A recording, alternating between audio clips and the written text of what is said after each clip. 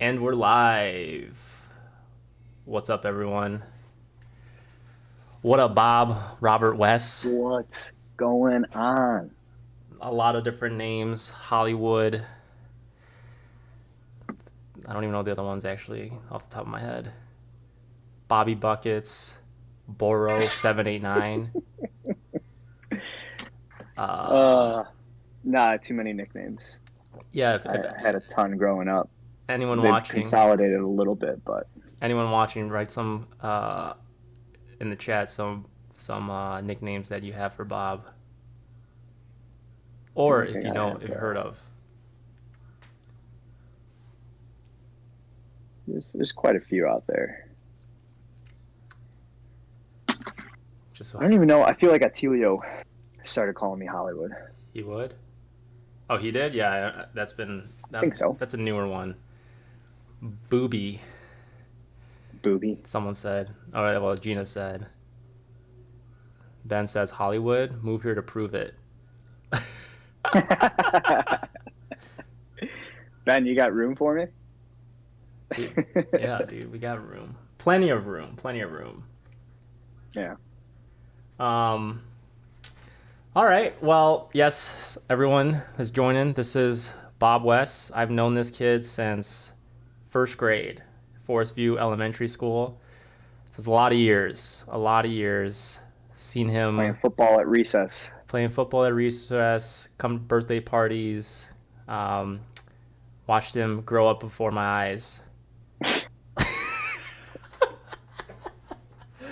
From this young gentleman, uh, at this current old age of I think I'm a gentleman, dude. I appreciate that. I don't get slowly, that too often. slowly.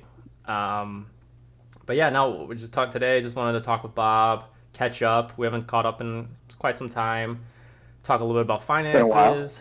Talk a little bit about mental health. Talk a little bit about relationships, and then talk a little bit about physical health, and then seeing how all those interconnect with one another, just the general overall wellness, and see maybe something that he said or something I say can stir up some type of new thoughts that someone might have in their life. But overall, just I mean, what, hey, I hope I learned something out of this. dude, me too, You're the therapist here, man. dude. Yeah, Give me the tools I need. the tools you need. You already know Robin. Robin's the number one tool right there. And for Robin, that don't know, people that don't know, it's actually our therapist back at home, or back in the suburbs. Well, when you say our therapist, sounds like we went there together. We might need to go Um, together. yeah, No, no, that could be a good session. we no, we are both of our individual therapists. I also actually referred by Daryl, so Daryl was the originator. And then Kevin referred me, so Yes. Also, I wanted to check in with everyone. How is the sound? Do we oh yeah. sound do we sound clear? Is the Better yet, volume how's my good? hair? Because I just did it a little bit Hair's ago. good, So dude. Hair's good. It was messy, okay, but now it's perfect. Who's cutting it these I days? found a brush, so brushed it up a little bit. Um, no, so sounds good. Great. Uh, Wayne's in the chat as well. So yeah, I could kind of let's start off of what are things currently going like with work. Where are you currently working? What are you currently I love it. doing? And what does your day to day look like? Start from Yeah. the AM. Uh, As soon as you wake up, put some Vaseline on those legs, and then what happens? well, the AM, I wake up, I hit snooze about 15 times, go back to bed.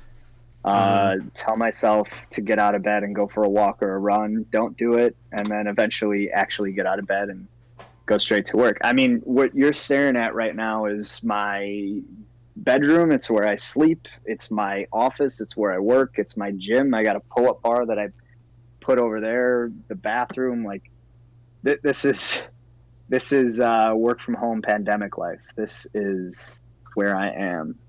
I mean, it's a pretty Um, nice setup, man. I yeah. I mean, it always didn't. like I'm using a standing desk right now. I certainly didn't always have that. When we first moved to this type of, quarantine, I had a shoebox, an upside down trash can, one of the like dinner tables that you pull out and sit and watch TV with, like, and I was just stacking things up on top of each other to make a standing desk that way. So finally saved up enough cash to pull the trigger and get an actual motorized standing desk, and that has changed my life. I highly recommend it to anybody that can use it. But yeah, I mean that's what's kind of new going on in my life is I switched jobs in the last, wow, is it March already?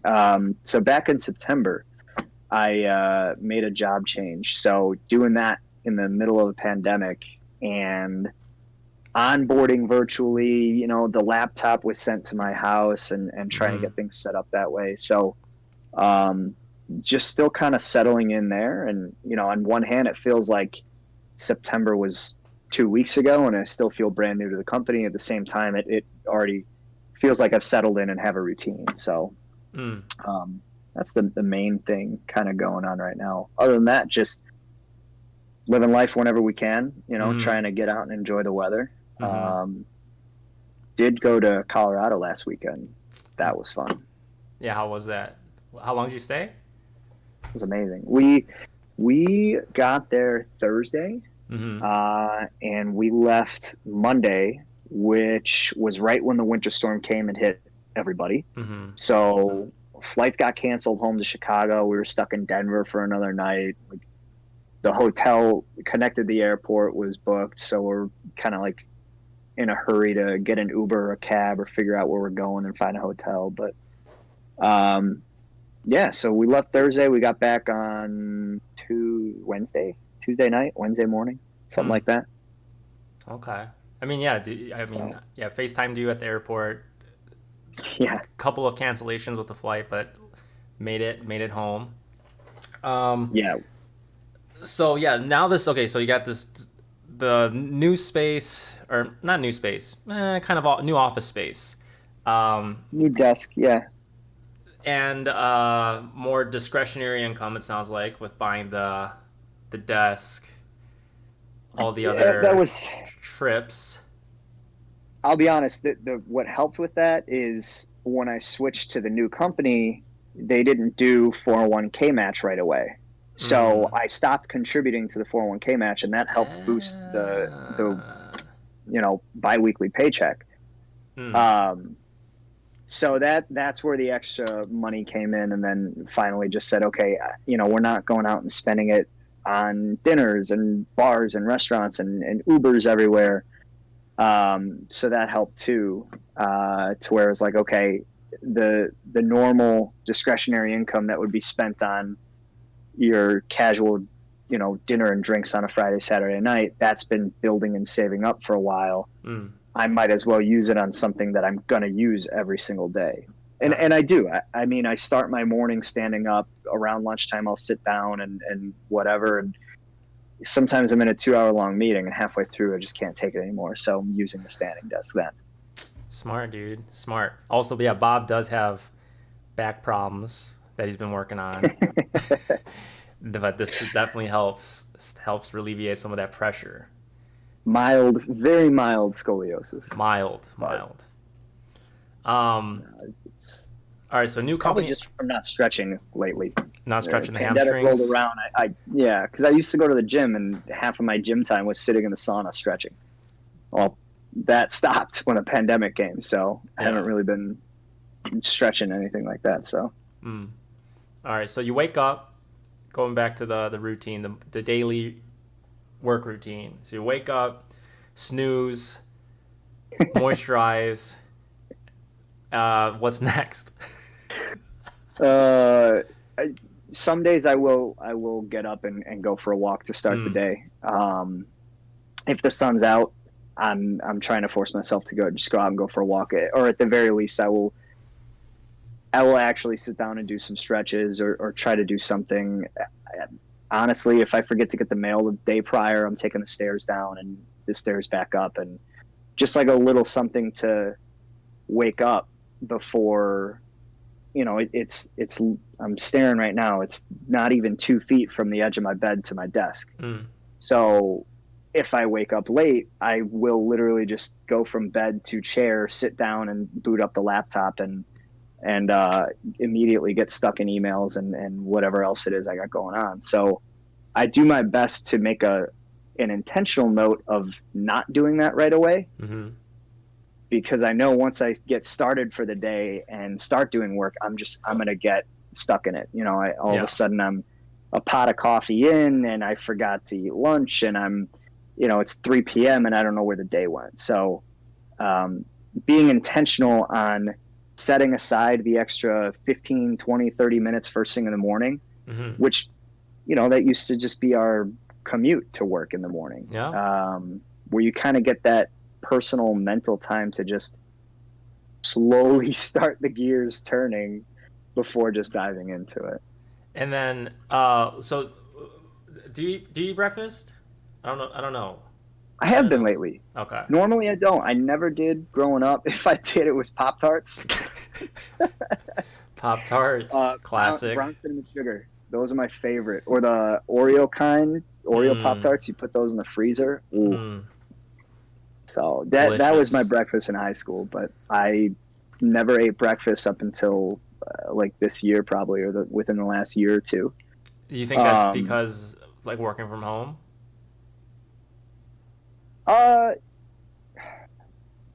Yes and no. Actually, I first started realizing it when I entered the workforce after college. God, it sounds like such a terrible, like, corporate pawn way of saying it. When I started working big boy job after college, and life starts to set in, and you start to get into a routine, and then everything starts to hit you, and you're kind of like, okay, this is my routine now. Because in college you have a routine, but it can still look different day to day, and maybe it's a weekly routine that is repetitive. I think post college, for most of us, you end up seeing a daily routine that starts to become muscle memory, and you start doing it without thinking. So all that started to hit me, and anxiety started to set in. And that is actually when I did start seeing it, or went back to seeing my therapist at that time. And I did go to say, like, hey, I want some tools. I'm not feeling right. I'm not happy with where I'm at in life. I feel like I'm just burning this wheel every day, just doing the same thing. I feel anxious. I'm not happy. Give me some tools. Let's try to figure out what's going on. So I started to become more observant and more aware of how I was feeling and when I was feeling it. And that was one of the ways that I was trying to break down why am I anxious right now? Do I really not like, am I threatened that this guy just cut me off in traffic and my life was threatened? Or maybe I'm just angry and anxious that they did that because I haven't eaten. And I started to pick up on that. I'm like, wait a second. When I start the day and I get up and I don't go for a walk, I don't stretch, I don't exercise, I grab this size of a coffee and I just get in the car and drive to work. And I'm done with however many ounces this is of coffee and caffeine by lunch.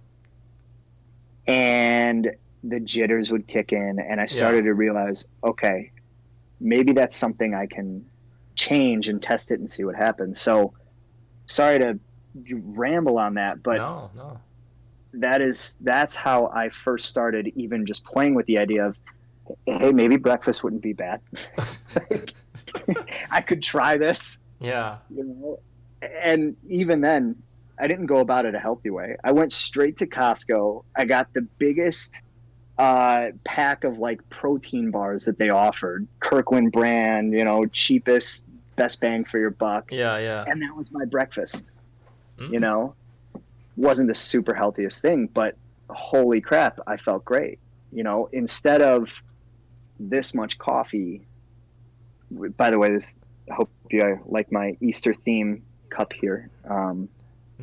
Anyways, instead of having that much coffee to get me to lunch, I would have that much water and this protein bar. and I wouldn't need coffee until after lunch. Huh. And even then, I still felt energized enough. It was more of a social thing at that point. Yeah, let's go get a cup of coffee. It's 2 o'clock.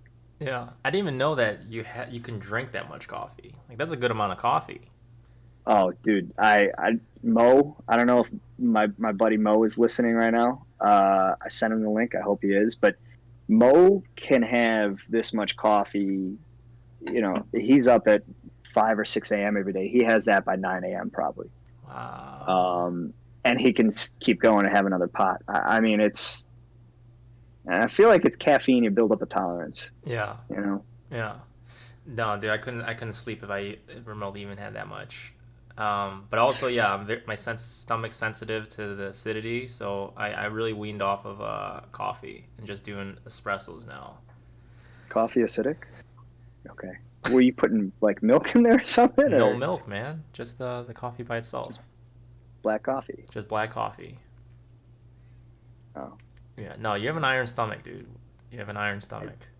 I it's not it's not as good these days, but I guess the coffee is still all right. Yeah.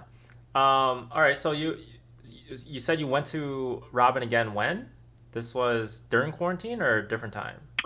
Oh no, this was sorry. Everything I just said was like 3 years ago when I first started working. Ah. Oh. What Yeah, sorry. I should have prefaced that. what tools did you learn? I mean, what I just spoke to was one of them. It was becoming more aware and observant of, Mm. you know, how do I say this? Knowing or just trying to understand why or how I'm reacting to something. So I use the example like someone cut me off while driving, right? That happens to all of us. Maybe we're not all driving so much now, but so that would happen on my drive to work. And normally you just react to it. You swear in your car or honk at them or whatever. And that's it. And either you're pissed off the rest of the day or 30 seconds later, you're singing whatever song you're listening to and you already forgot it happened. Mm-hmm. Well, I started to try to realize that instead of just reacting, I would react and then say, "Ooh, okay, I'm pissed. Am I pissed because this guy just did something really stupid and we both could have died? Am I pissed because I'm hungry? Am I pissed because I don't want to go to work today?" Okay. Those types of things. I would try to ask myself that. So that was one tool, which really is just asking yourself, why do I feel this way? Mm-hmm. But on top of that, asking myself, am I going to care in 30 seconds? Am I going to care in a minute? Am I going to care in a day, a week, a year about whatever it is that I'm feeling a certain type of way? Mm-hmm. Right? And maybe it's not just anger. Maybe it's, never mind. That's probably just the easiest example. So yeah, hey, if I'm pissed off at someone right now, but I'm not going to care in a minute, Mm-hmm. I'm going to get over it a lot faster. Yeah. So that was another tool that I learned was really just kind of asking myself, like, okay, why do I feel this way? And am I going to care about this long term? Okay. Because also at that point you start to realize what does matter long term. Mm-hmm. If I ask myself that question and the answer is, yeah, I'm going to care in a year from now that Kevin just punched me in the face and spat on me and walked away. Like, okay, that's something I could be pissed at you for doing. And maybe it's something I want to dig into a little bit more. Yeah. So you learned that a while ago and it's still like something you do to this day. Wow. I try to do it. Try to do it. No, I mean, that's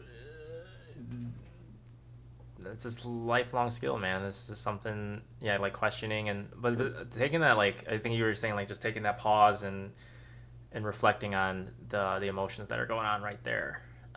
Yeah. It's a constant, I almost said battle, like constant growth Mm-hmm. in that, I feel like that's something I'm always going to be able to be better at, I certainly with the pandemic and I mean, how I just described to you that I sleep in this room, I work in this room, I work out in this room, like, and even to that point, I don't work out very often. You know, there's a lot of energy that should and can be burned. Hmm. So no, I'm not perfect at that at all. You know, I certainly still get angry and snap at people and don't have the ability to ask myself why until after it happens. Mm-hmm. You know, at which point it's just more of like, okay, hey, I forgot to, you know, do this in the moment, but it still helps, because if that happens, I can sit there and give myself a real good look over and say, well, you know what, man, you've been very stressed lately and you've been blaming it on working extra hours or whatever. But in reality, when I ask myself that question, like, okay, why am I actually upset? Why did I just snap at someone? Why am I getting angry? I can sit there and look and say, all right, have I been eating healthy? No, I made 3 frozen pizzas in the last week. Am I waking up and going for a walk or working out or anything? No, I'm not. I'm working, 8, 10, 12 hours, and then I'm sitting on the couch and watching TV for a few hours. So that's another way that it helps me. Even if I take a step backwards, I could still use that tool and hopefully take 2 steps forward and get back on track with eating breakfast in the morning. Yeah. Or exercising or something like that. So, which, by the way, my breakfast is no longer just Kirkland bars. I'm now onto plain yogurt, and I throw some granola in there. Hey. Of which Gina bought me the granola. Thank you, Gina. Thank you, Gina. Is it Greek yogurt or just regular plain yogurt? Nah, I'm still cheap, man. I'm bang for my buck. What, like whatever is in front of me. Generic Yoplait? Dude, Yoplait, that's brand, man. No, I'm saying the generic version of that. Yeah. Whatever it is, yeah, the Jewel signature brand or whatever. Hey, it works, bro. It works. I'm counting like how many cents per ounce of yogurt am I getting? All right, I'm getting this one. Hey, we've been there. I get it. I for sure get it. Attilio says, Kev's that a Sea Sucker shirt? Yes, it is. Hello, Elaine. Is my cousin who lives in Vancouver. How are you doing? Jacob nice. Kuta says, do you guys find it hard to motivate your mornings working from home? Yes. Yes? Jacob, we just became friends on LinkedIn. How do you even say that? I don't know. Yeah, 100%. I'm assuming. Do you, Jacob? I also can't see the chat, so Kevin. That's all right. No, yeah, I'll let you know. Yeah, I think me too. Dude, you're motivated, man. Come on, you're Yeah. texting me before I'm up, and you're in LA. Yeah, I'm on it, but yeah. How about this? Whether or not you are motivated on it, Yeah. the days that you are, Mm-hmm. how are you actually getting out of bed and get started? So 'Cause I know all the reasons why not to get out of bed. yeah. How are you actually doing it? I think one of the things is like knowing. I think Steve Harvey said it. I don't know why I'm following Steve Harvey, but Steve Harvey said it on, I think, Family Feud or something, and it was one of his radio shows. But he was like, because we're living in LA, people in the East Coast are 3 hours ahead. So like when it's 9:30 already here, it's like 12:30 in New York. So Steve Harvey. So You don't get to sleep 8 hours, man. yeah. No, I still trust the sleep part piece and the 7 hour sleep, but I'm with you on that. There's also not a rush anymore about that. Like trying to get after it super hard with the grind. I think once that financial security kind of hit, then a lot of things was relieved. But yeah, I try to get up. Bitcoin to the moon.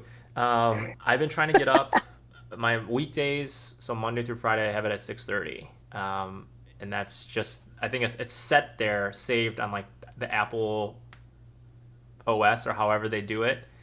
No. Do you have it set like that, like the sleep whatever? Yeah, mine doesn't wake me up. It just tells me to go to bed. Yeah. At 11:30, the little Yeah. Bedtime da, silence, da, da, like yeah. the silence notifications, and then the thing that's been helping a lot is the smart bulbs. So I put a smart bulb light bulb in my lamp. So at 6:30 the light will turn on. Okay, okay. Yeah, so that's been helping a lot. Um, but yeah, dude, I think. But do you not face the oh my god, what am I trying to say? You got windows on the east? No, my room's pretty dark. Okay. But also I have the blinds closed because there's motion sensor like light that people walk through in the alley at night. So it that does shine through if I keep it open. But Got it. Got it. I did not think about that. I was just gonna give you shit for just let the sun wake you up. no, But even if you could, I mean, wintertime, it's not as easy. Like yeah, daylight savings time messes you up. yeah. That's Not you, but us. that's also been a big change is like having the sun, being able to go outside. That has helped a You're lot. bragging, man. Dude, I'm paying the Bragging. premium though. I have to pay premium for this. And also Jacob Puta says, yes, I do. It's tough sometimes to get myself motivated to move from start, but once I get going, I am good. Yeah. Hardest part starting. Jacob. So what I have done, I don't know if anybody watching or Kevin, I know you've done yoga, but so my favorite part about yoga, doing an instructor-led class, is always like the last 10 minutes is the just lay there on the mat. I mean, half the time I fall asleep. I'm snoring in class, I swear. Shavasana. Is that what they? I think that's what it's I called. don't have the lingo down yet. Besides just saying vinyasa and namaste and yogis. But sorry. The way that they always say to wake yourself up at the end of the yoga class is, okay, just first start wiggling your fingers, wiggle your toes, now move your arms a little bit. And I actually will do that in the morning, and it works. It helps. Mm. It helps tell me to say, like, all right, dude, you just need to get moving, and then you're gonna be fine. Mm-hmm. So try that. See, I don't know. Tell me if it works for you, but it does for me. Just I start with the fingers, move my hands a little bit. It turns into a stretch and all that, but that helps me actually like get up and put my feet on the ground, because that's the hardest part, is putting your feet on the ground, Yeah, out of the bed. for sure. Once you do that, you're good. For sure. I'm going to just give a shout out to Suchit. He was saying Danimals. Get some Danimals. But yeah, they got them at Costco. I'll get a pack. dude, they definitely got to. They have to. But yeah, I think motivation too is I think shutting out the distractions, and my distractions were you talking in the morning? in the morning. Yeah. Or Okay. kind of getting into bed and like setting yourself up for success like the next day or whatever success Okay, is. so you're talking even before getting out of bed. It's the before. You're okay. That All shifted a lot. So going to bed early, making sure that I'm not eating too late, and then having everything kind of prepared, like have the water next to you to go. I got to use the restroom like right away in the morning, so I'll drink that and then drink the water right after, and then just kind of start it. Yeah. Actually chugging a glass of water like in the morning, I've started doing that, and that helps to kind of wake everything going up. Yeah. I don't know. I think the mind shift changed a lot. To your point on sleep, both you brought it up just now, going to bed early, things like that. You brought it up with Steve Harvey, because in Steve Harvey's the guy's great. Video? Sorry, the YouTube video.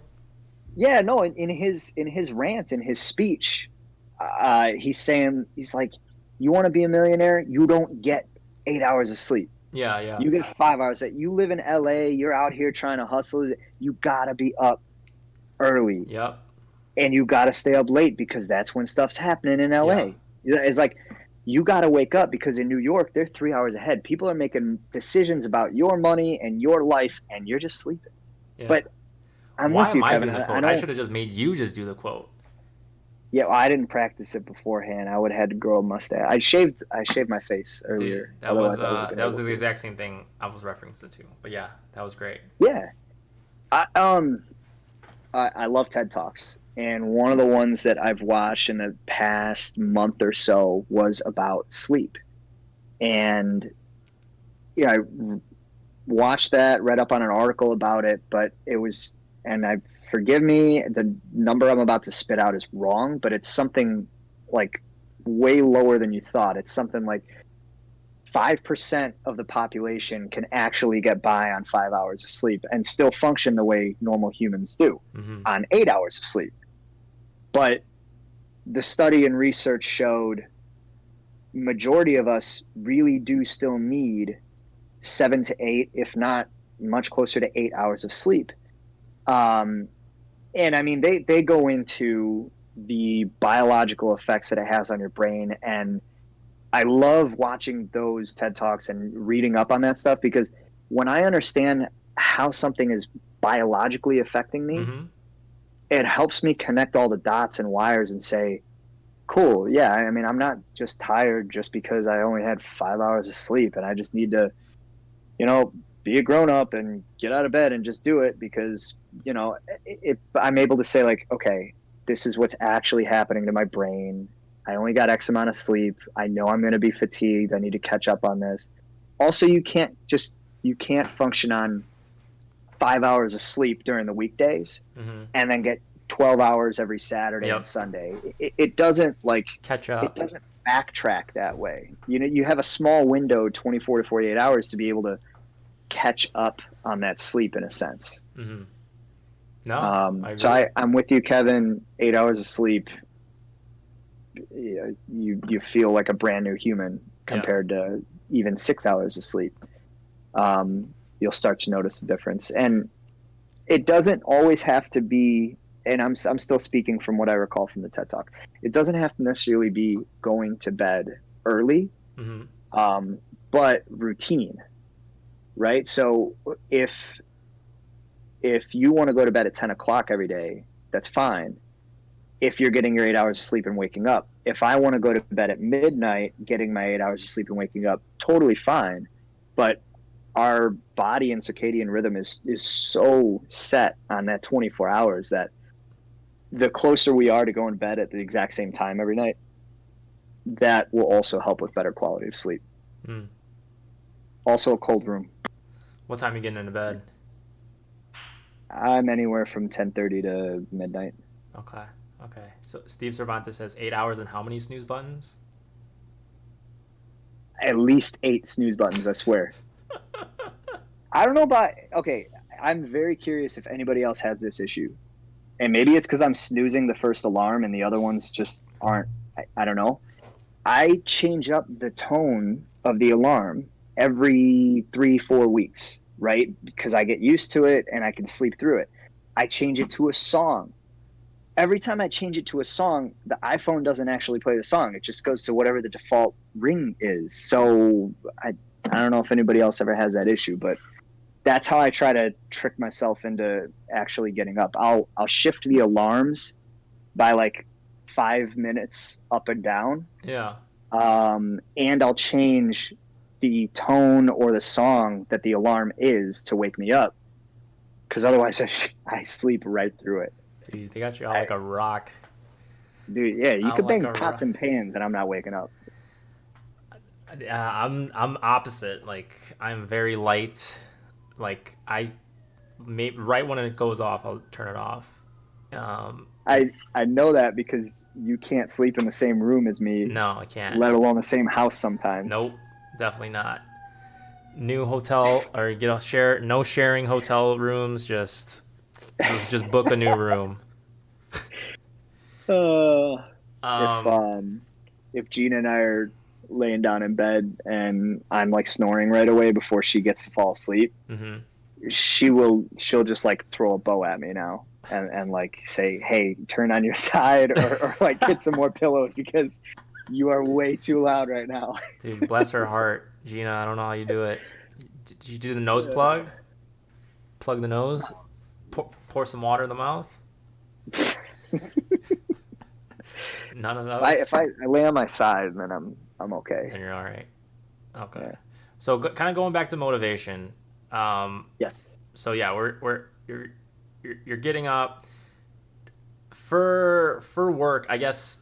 What are you thinking? Does it feel like it's a good fit? Is it something that you want to try that you haven't been able to try? Because okay, so kind of give backstory. I always wanted Bob to become an actor. Bob always said he wanted to become an actor / something in the arts because one, I think he has a natural talent of just talking in front of the camera, talking to people, very charismatic, and also big nuts, just very very no scary, like not being afraid of anything. A little bit heights, but other than that, like talking to people, he's pretty great at it. So terrified of heights. So my thing is, how come you have not become an actor yet? Oh man, I knew you were gonna say this. I have no excuse. I just haven't tried. How come you haven't tried? Also, you're not wrong. The number one thing on my bucket list and number one thing that I want to do is host Saturday Night Live. Are you serious? It's always been like since the first bucket list I ever made in 6th grade or 5th grade or whatever. Number one, host Saturday Night Live. So we're going number from 2, be a race car driver. So we're going from high school, I'm being the lead of Horton Hears a Who, to all the way to host Saturday Night Live. What a jump. What a jump. You almost had me try out for that part. Dude, in the high school play. I wish. I do too. I wish you convinced me as well. I did not. But there's still, dude, Second City's still in Chicago, which is cool because people that come from, like, people that are living here, they say they're from Second City, but they don't like live in Chicago. They like went there just to do acting lessons or improv. Right. So would that, if you were to choose a different career, because you're in finance, you love it, you love numbers, this also helps with your personal investments, what would you be doing if it wasn't finance? Well, if it wasn't finance, race car first driver? I'll say if it was just not what'd you say, screenwriter? No, race car driver. Yeah, dude, I sat down in the Formula One car, did a few laps in that thing. It was fun. I want more. They came over the radio and they're like, all right, you got a car that's going to lap you. And then they're like, you got to stay at your speed right now, but we'll let you know when you can go. And they come back over the radio like 3, 2, 1, engage. I was like, let's go. Yeah, shake and bake. Shake and bake. You got to shake it before you bake it. Yeah. Nah, race car driver would be more for sport and fun. Mm-hmm. I think I'm past my prime on that. I'm too old. They wouldn't let me. Like Robert Downey Jr., he'll do it for fun. Yeah, or McDreamy, he does it for fun, which I forget his actual name. I don't even know who you're referring to. The guy with the hair on ER or Grey's Anatomy. Oh, okay, I know what you're talking about. I've never seen the show, but I know what you're talking about. Yeah. Oh, Dennis is here. Woo. What up, Dennis? Oh, keep going, Bob. Sorry. Yeah, no, I mean, I'd love to. Okay, so SNL acting, that's up at the top. I've always wanted to. I mean, in college, I loved giving the speech, in the class. I loved presenting, and like, holy crap, it was so much fun. Some of these entry-level finance classes, and you got like 300 kids in front of you, and you're presenting on something. I loved it. I was terrified. I'd get up there, and then all of a sudden, 4 minutes later, you're done with your presentation. You don't know what you said, but for some reason, you're like, I did it. Yeah. I love that. Bob's Bags. The Bob's Bags. I did do Bob's Bags in entrepreneurship in high school. They were the worst quality drawstring bags you could buy anywhere. That was my first dude. You gave me a freaking government bailout. Yeah, I needed one. at that time. They didn't have it. They didn't have stimulus packages back then. No, I'm saying you gave me one. You gave me and Jengus one. Because with the profits with Bob's bags. So Bob had a drawstring bag company in high school, and me and Jengus had a t-shirt company. We couldn't sell all our damn t-shirts, so I think Bob had to pay. Did I buy them? No. You paid the guy who we owed money to. Yeah, because he started emailing me. Did he? This guy, yeah, he's this guy that just trying to run his own business. Some high school kids come up and they're like, "Hey, can you help us?" I pay the guy. I refer you to him. He's like, "Yeah, I'll cut you a deal." Teacher saying, "Hey, like, what's going on?" And the teacher came up to us, like, "Hey, what are you gonna do?" I'm like, "I don't got it." And I remember that. but it was for class, so what can you do? I think we used my profits for that. That was fun. Yeah. Jim Spiritwear, that's what it was. Jim Spiritwear, Yes. Long Meadows On Arlington Heights Road. Yeah, I think he still does most of the like shirts and stuff for some of the surrounding high schools. I'm sure, dude. I'm sure. But what were you saying? Sorry to cut you off on that.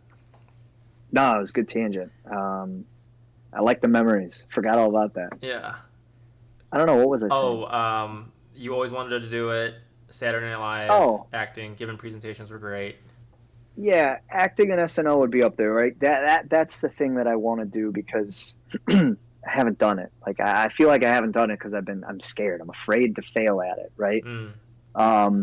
Which is very hypocritical because I'm the first one to tell someone like, "Oh, failure doesn't exist." Kobe Bryant told me that, so it's true. He did. He did, and that's another great video. Put the link. The link will be right here. I've always wanted to do that. If it's not that though, I would still love to do the finance realm, but kind of this setup that we have going on and educating people on finance and saving for their future and how can I do that? And because when you don't know and you don't have all that background and do all the research yourself, like it's scary. Yeah. Banking and finance, this is not a like secret. No, like the lingo that is used in banking and finance, it is probably purely just to make everything sound scary so that these big bankers can say, no, hey, I'll tell you what a credit default swap is. Don't worry about it. Like, no. So I don't want to say it's easy, but there's so many things that we can do to save for our future, and it's not easy, right? Everybody's in different situations, and everything's relative. When it comes to money and finances, it is relative to everyone's lifestyle and their own means and what they have and can do. Maybe I want to save up for a vacation, but 4 years ago, I would want to save up for a nice dinner, or like a birthday dinner or something, a few $100 to just be able to enjoy a few nights out. So it's all very relative to everyone.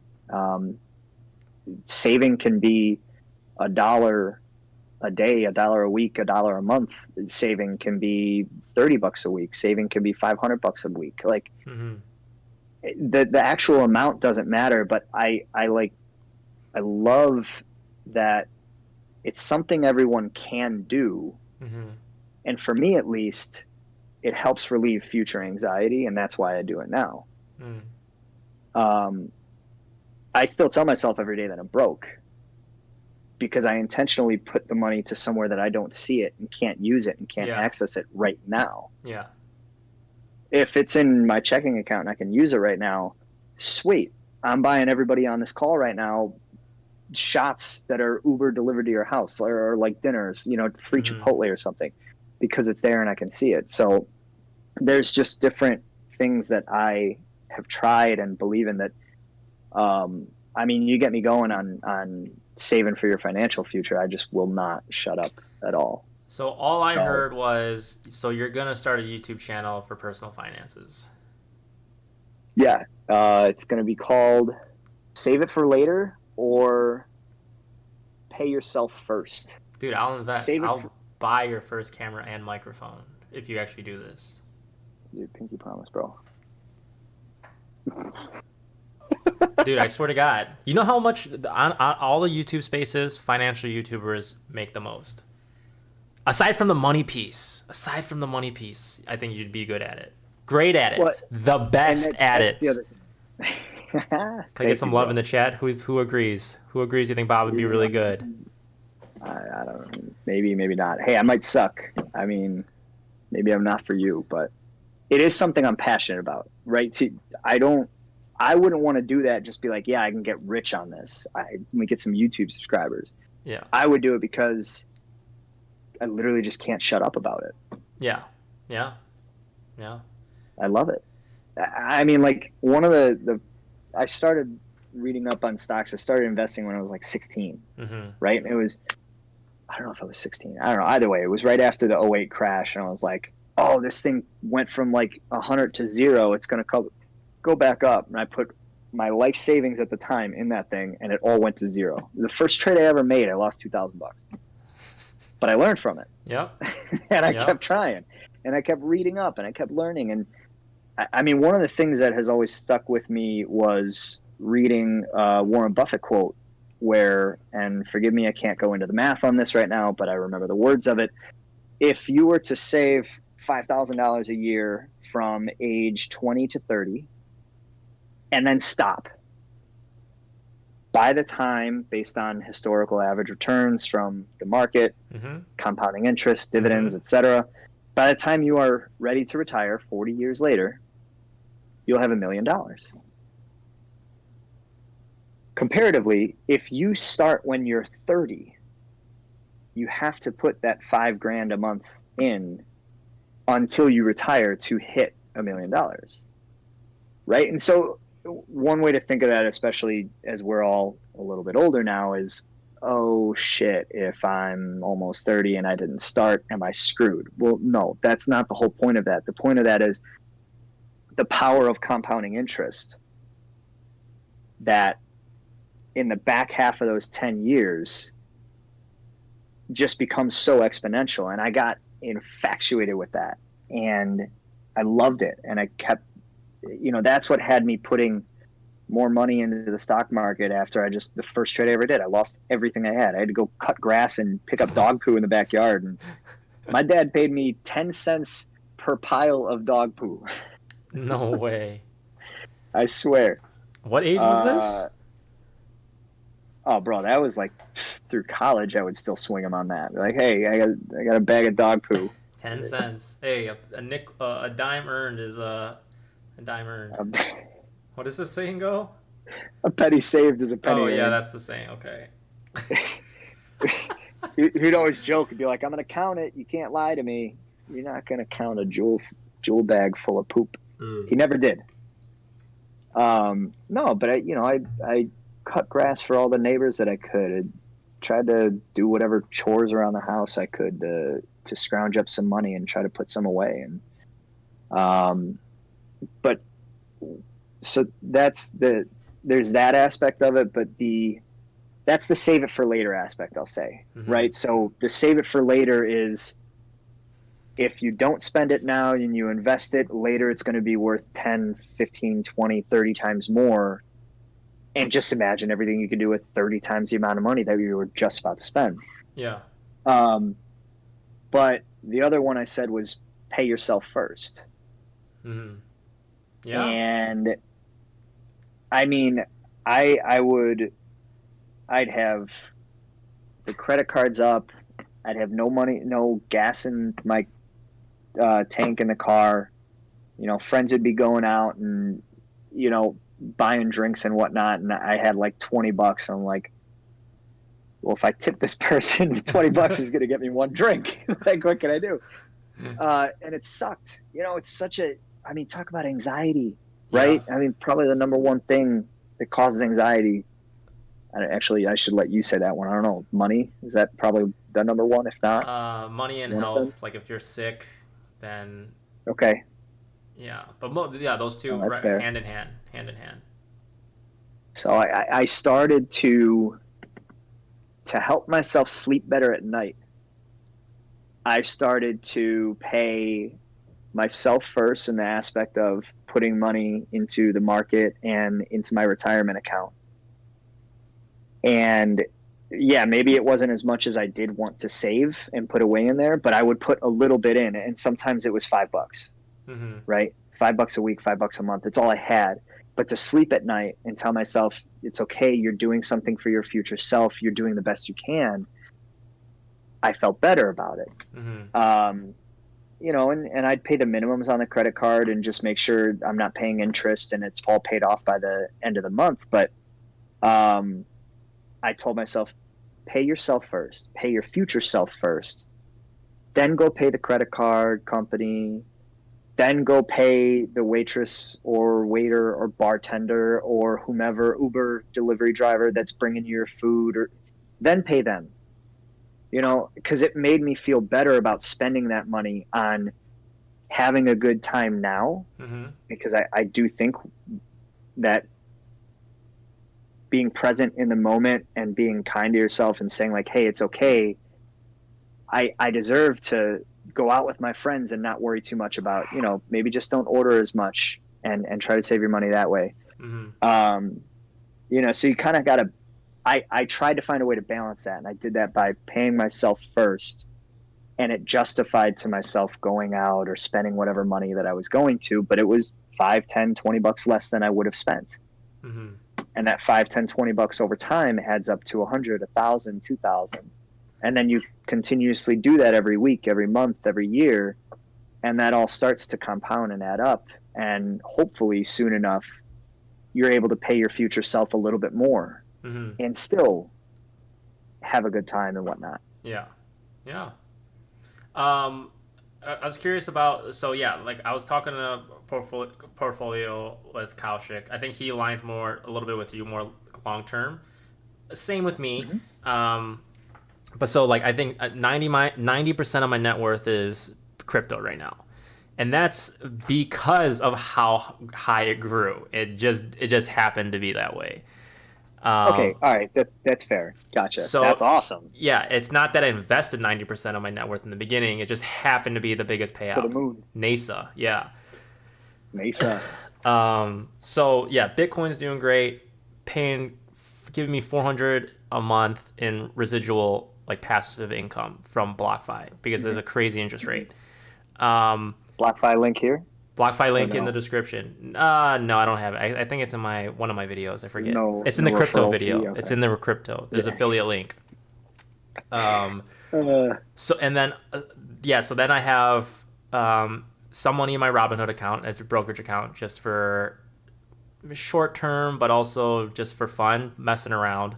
And then I have the Roth IRA, and then a savings account through T-Mobile. Those are like the only things because T-Mobile has this thing. It's 4% yearly for $3,000. So I only have $3,000 in there and I have to deposit $200 every month to get that 4%. Okay. So that's kind of my portfolio. I'm curious to know, what does your portfolio layout look like? Let's check. All right. It is, well, no, it's okay. So Roth IRA, Roth IRA. Roth 401k. Mm-hmm. Anyone on here that like what's Roth, what's IRA, what's 401k? IRA is individual retirement account. 401k is your, through your employer. The Roth aspect, I don't know what Roth stands for, but that means after-tax money. So in a traditional IRA, the money's coming out of,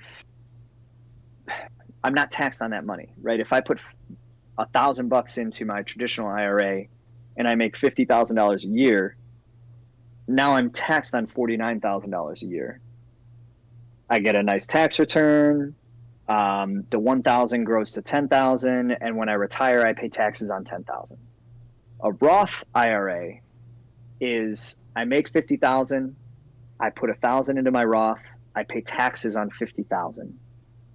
1,000 in the Roth grows to 10,000. Never pay taxes on it. It's beautiful. It's amazing. Do Roth everything if you're young. Also, that is just my opinion. It might not be suitable for our investors. Talk to a financial advisor. which is you. Nice disclaimer there. No, not legally. Not legally. I'll give you my opinion, but don't let me sue talk to him. my lawyer first, make sure I'm not liable for anything. Carter Gibson gives you. What's up, Carter? I haven't talked to you in a while. How you doing?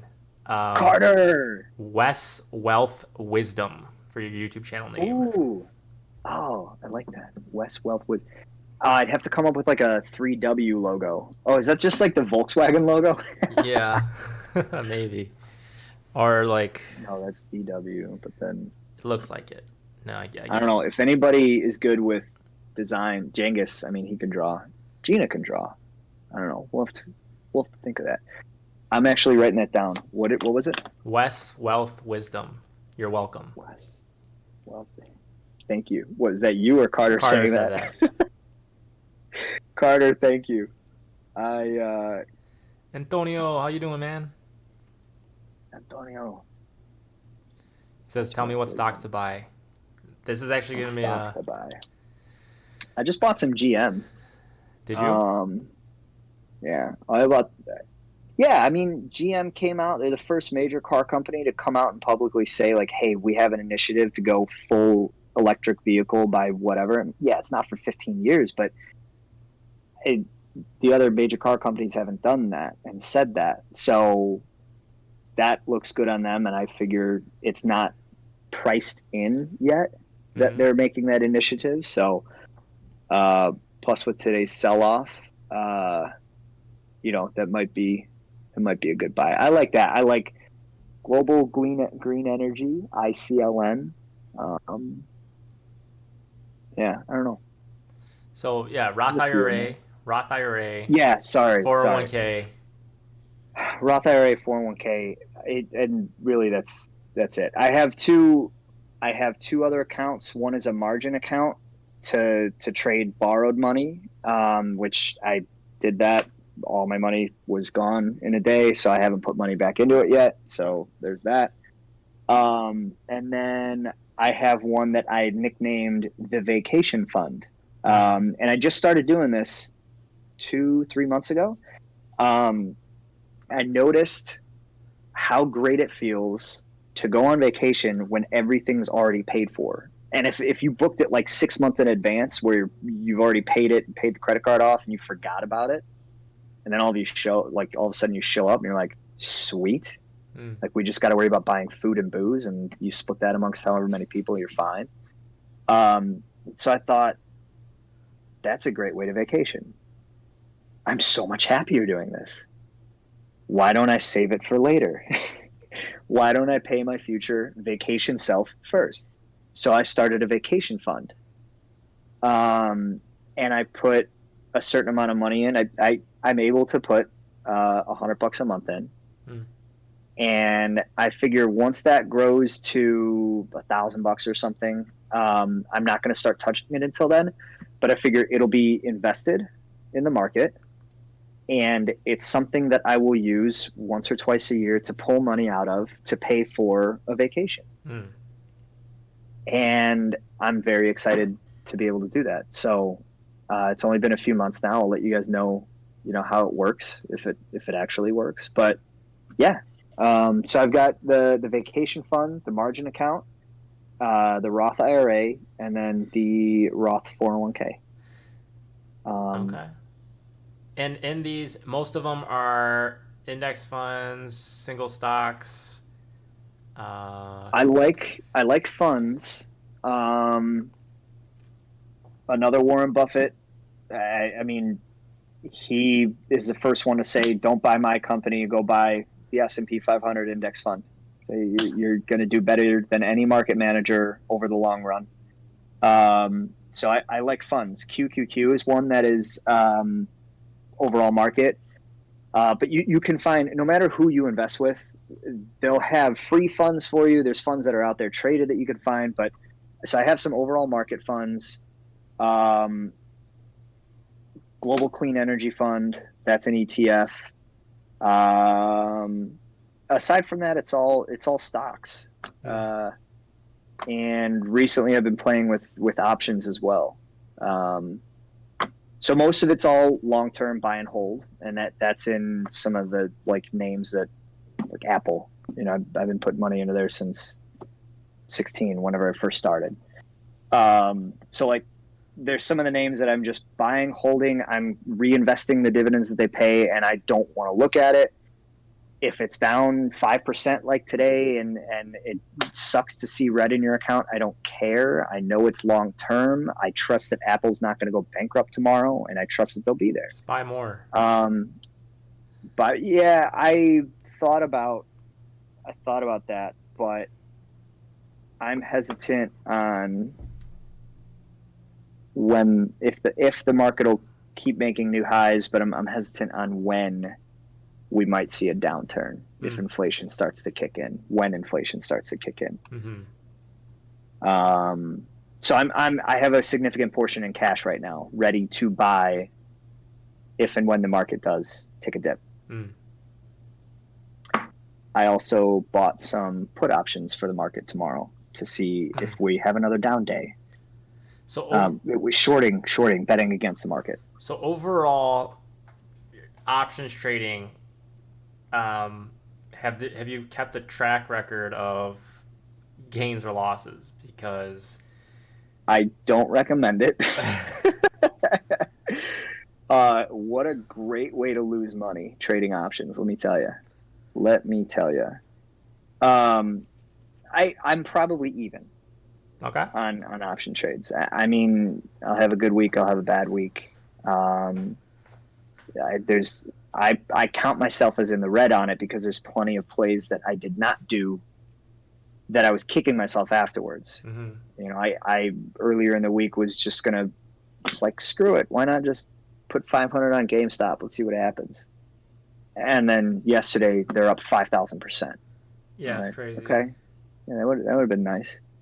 So no, I'm probably right around even with the options trades. But every time I trade options, I'm learning more about it. So I like that. If I'm losing, number one, first rule of investing and the market and gambling and whatever you want to call it is understand there's such a very real risk that this money can be gone.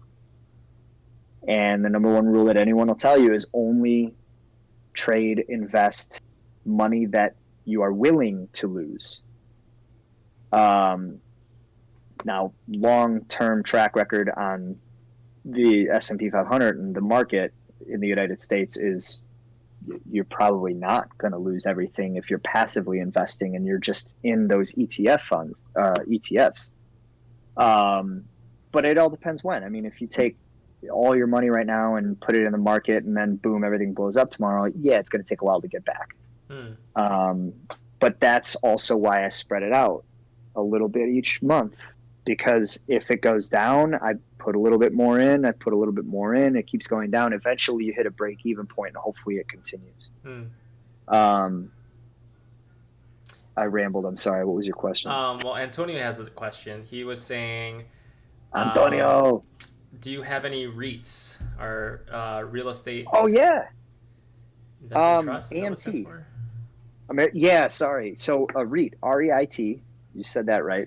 Real estate, RE, investment trust, IT. What REITs are basically, it's a real estate trust. So somebody, this company, they set this fund up, this trust fund, and all that money is used to go buy real estate. It could be in different things. So most commonly, you'll probably find one that is commercial real estate. It's shopping malls. It's office buildings, things like that. They're just collecting rent and they're just paying mostly massive dividends. I mean, some of the REITs I've seen are paying like 10% dividends. So I thought about shorting commercial real estate when the pandemic hit. I did not do that. I ended up buying telecom REITs. American Tower, AMT is the ticker, Antonio. But what they do is they have real estate that is for basically their server warehouses. So if you're T-Mobile or Verizon and you want to bring 5G to a city, you need to have massive bandwidth in that city. And one of the ways they do that is instead of just an office space, AMT will clear everything out. They'll install massive air conditioning units, and then T-Mobile, Verizon, whomever can go bring their servers in there, and now they have a decent spot that they're just paying rent. They don't have to worry about all that crap. They're just worrying about their servers and bringing 5G. So AMT American Tower is one that I bought to get in on that play. Okay. It's kind of double dipping. You get a REIT with that, but you're also playing the 5G telecom like play. So what's been the biggest winner? Apple, because it's so long term, it's like a 400% gain. I mean, those are long term ones. I've had so those GM, I bought some calls on GM earlier in the week, and that was up 80% yesterday. So there's an 80% return in 2 days. But I didn't sell out of it. The market tanked today, and now it's like a negative return. So there's options for you. What are your... Yeah, I'd say percentage-wise, the biggest ones have been stock options, but there's such a gamble that I'm doing it with a small amount of money. So the dollar amount win is not the biggest. But the percentage-wise has been. It's also been the biggest losses. So yeah, some of the losses that I've heard are upsets my stomach. Yeah, it's not fun. What are your... So I think me and Kaushik talked about this too, is that yes, that I think both of us have... Well, Kaushik's sitting on a lot of cash. Like, he's more of a conservative. Like, he thinks the same thing, the market's going to tank. He doesn't really want to invest in anything right now, so he has a big chunk of it in cash. Takes guts to sit on the sideline. I respect that. And I don't mean that in a bad way. Sit on the sideline is not meant to sound bad. Sorry, I cut you off. Oh, you're good. You're good. And also moving money each month. That's something that they've told us to do. Have all your money allocated somewhere so that you know where your money's going. So it's just not sitting there and collecting dust in your checking account. And have your money work for you. And when you made a comment about having money and like having a very scarce like money, knowing that you can actually use it and go play around with it. It might be tied up in something. So with that, makes you buy cheaper yogurt, or the frugalness is still there. I'm curious to know if that hinders any type of creativity, any type of investments on health, or investments on just day-to-day production. Hell yes. I went way too long without buying the standing desk. I was miserable. I was sitting in my kitchen chair on a pillow. My back was killing me. I was terrible. I was a terrible person to be around because my back hurt all day. Yeah. And all I did was sit there like this. I couldn't even like rotate the chair. You like rotating your neck to go stare at something. You're leaning forward. Like, you can't lean back and relax like you can in an office chair. And then the standing desk, I never got up. I mean, I told you earlier, I don't even get up enough to just go for a walk in the middle of the day like I did in the office. Again, Mo, if you're watching, Mo was my biggest advocate, and we were for each other, for taking breaks throughout the day. And it helps with your mind. It helps with your physical, just like blood flow even, which again helps your mind. Mo and I would go for walks in the office. And, it might be 5 minutes, it might be an hour, but we would do that throughout the day and be so much more productive. So, but to get back to your point, hell yeah, the first desk I bought wasn't even a standing desk. And then I still didn't even have a chair. And then I finally got a chair. And then I finally got a standing desk. These are things that as soon as I got them, I looked back and said, why did you torture yourself for 6 months? Because essentially that's what I did. I tortured myself for 6 months because I didn't want to spend the money. I had the money, but I wanted to spend it on something else, or I couldn't justify it because it just hurt, right? Like, I was like, no, I'll be fine. I can just stand up. I'll do it. Well, I never did it. Yeah. And so thanks to you being my friend and constantly, not constantly, that makes it sound bad, persistently, Mm-hmm. like advocating for spending money on health and things you're going to, Gina, this goes to you, things you're going to use every day, Mm-hmm. right? Spending money, and not even just a desk. I bought a pair of boots. I was wearing boots from 6th grade, and I would walk in the snow with those things, and my feet would be soaked, and I was miserable, and they were faded, and they looked disgusting because I couldn't stomach spending more than $60 on a pair of boots. I had the money. I spent money on a nice pair of boots. I wore them in Colorado in 6 feet of snow, and they're amazing, right? Mm-hmm. And they're comfortable. Same thing with this desk. Like, so I'm starting to be a little easier on myself when spending money on something. Number one, I'm going to use every day. Number two, is it going to have a physical or mental benefit in my life every day? And yeah, I mean, when I pulled the trigger and got this desk, I called everybody. I was like, hey, just changed my life. I know you're working from home. This will change your life. You should do it 100%. You know, I just, yeah. And it impacts more than just my back hurting, right? I said this, I'm not fun to be around because I'm just sitting there like this all day, and work is now not fun. And I'm not good at what I'm doing at work because I'm just in pain and I'm miserable. Mm-hmm. So sorry, again, I'm blabbing a lot tonight, No. but yes, being frugal definitely can have its downsides. And that's why it always helps to just get another opinion from a friend, a family, a loved one, and just checking your accounts and see, can I do this? Can I justify it? You know, yeah, am I going to hate myself if I get it and I can't pay the credit card next month? Or, I mean, shit, just can I return it? You know, I bought it on Amazon knowing that if I hated it, I could find a way to pack this thing back up in a box and drop it off at Kohl's and get 25% off at Kohl's for returning something to Amazon. So, you know, you find ways to justify it and you finally do it. But I mean, being frugal definitely can have its physical, mental health impacts. Mm-hmm. There's a balance. It's a Mm-hmm. balance. What's the next thing that you've been putting off, but that you feel like you want to invest but haven't been able to stomach it? Redecorating. Oh, okay. Redecorating. Gina has helped me with this one as well.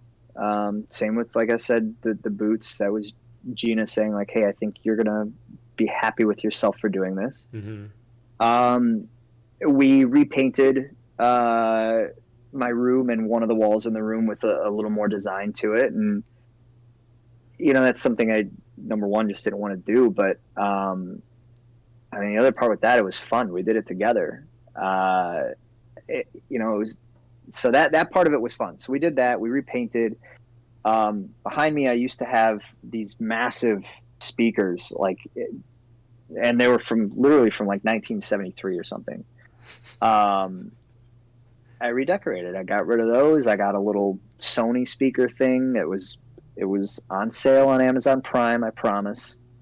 But I'm happy. I mean, I can see the pictures, and I've got somewhere to put the books that I don't read, and like, so yeah, I think that's the very next thing that I'm doing is just a little bit of redecorating and redesign. Okay. Like a staple, Still like on the frugal end. you're thinking like getting a new desk, or not a desk, new cabinets or new bed, or is it just like the entire room itself, like painting and? Oh, all right. So bed wise, you're gonna like this. Starting to think about getting a king size bed. Hey, yep. Starting to think about it. And actually, so this came about. We were in Colorado. The winter storm came on Monday. Our flight was canceled. Gina and I are stuck in a hotel. So we get the king size bed. Anytime we've slept in a king size bed, it's amazing. It's like you can be right next to your person and enjoy it. And then at the same point, you're like, hey, I want my own space. You wake Yeah. up in the morning, you're like, you got your own bed. Kevin, you've always said Okay, everyone on the call, I'm talking to you guys now because Kevin always said he was so tall because he had a bigger mattress. He always had a slightly bigger mattress. The kid's in 6th grade. He's got a queen size bed. I'm sleeping in a twin, not even a full. He's like, yeah, dude, that's why you grow. You got to let your feet grow. You got to give them extra space. Yeah. Dude, that's my mom and my dad telling me that, all right? I know. Mr. and Mrs. U, I think, whether or not it worked, I mean, we got a tall, handsome son, so. But now Good job. it's the king. Like, that's, yeah. But you got a king-size bed right now? Yeah. With what room? Is your room big enough? Yeah, it's big enough. All right. Yeah, dude, it's just literally, yeah, my king and this desk setup. But this desk is very long as well. I got the XL one. Dude, you gotta just come to LA and lay in this. Well, one, this is the best for back sleepers. It's like people say it's like when Dare lay down and when Ben lay down, it's almost like laying on the floor. It's like very firm, too firm. But yeah, side sleepers, they don't feel too much comfort. And I think maybe you're getting a mattress topper. But hey, I actually bought this one. Like I didn't go through any of those box mattresses because I tried at least 6 of them and they all trash. They're not trash. They're just not for me. What do you mean by that? This wasn't delivered in a box, like? No. I went to I went to 3 different mattress stores in LA and laid on every mattress for back sleepers in my price range. And this is the one I came out with because I went through. I'm telling you, all the ones that you dragged that mattress to your place. No. They shipped it. They brought it. Like 2 people carried it in, set the box up and everything. Yeah, the box, the spring, and then the frame, and then they put it in. The worst thing to move is a freaking mattress. Yeah, it's especially the ones that come in the box. It's fine. You're like, this is so convenient, and then you got to move it after that. You're like, how? Yeah, they're heavy. There's no handles. There's no convenient way to hold it. Mm-hmm. You know, you're like this, like holding it up, and I don't know. All right. I'm not surprised you had a king size mattress. I guess I just. But I just bought this when I moved in this apartment in August. What? Okay. Dennis texted.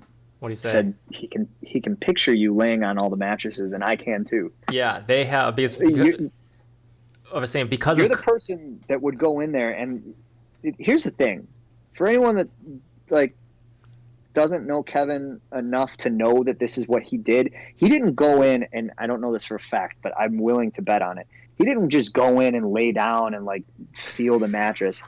He went in, he asked them for a new pillow that no one laid on.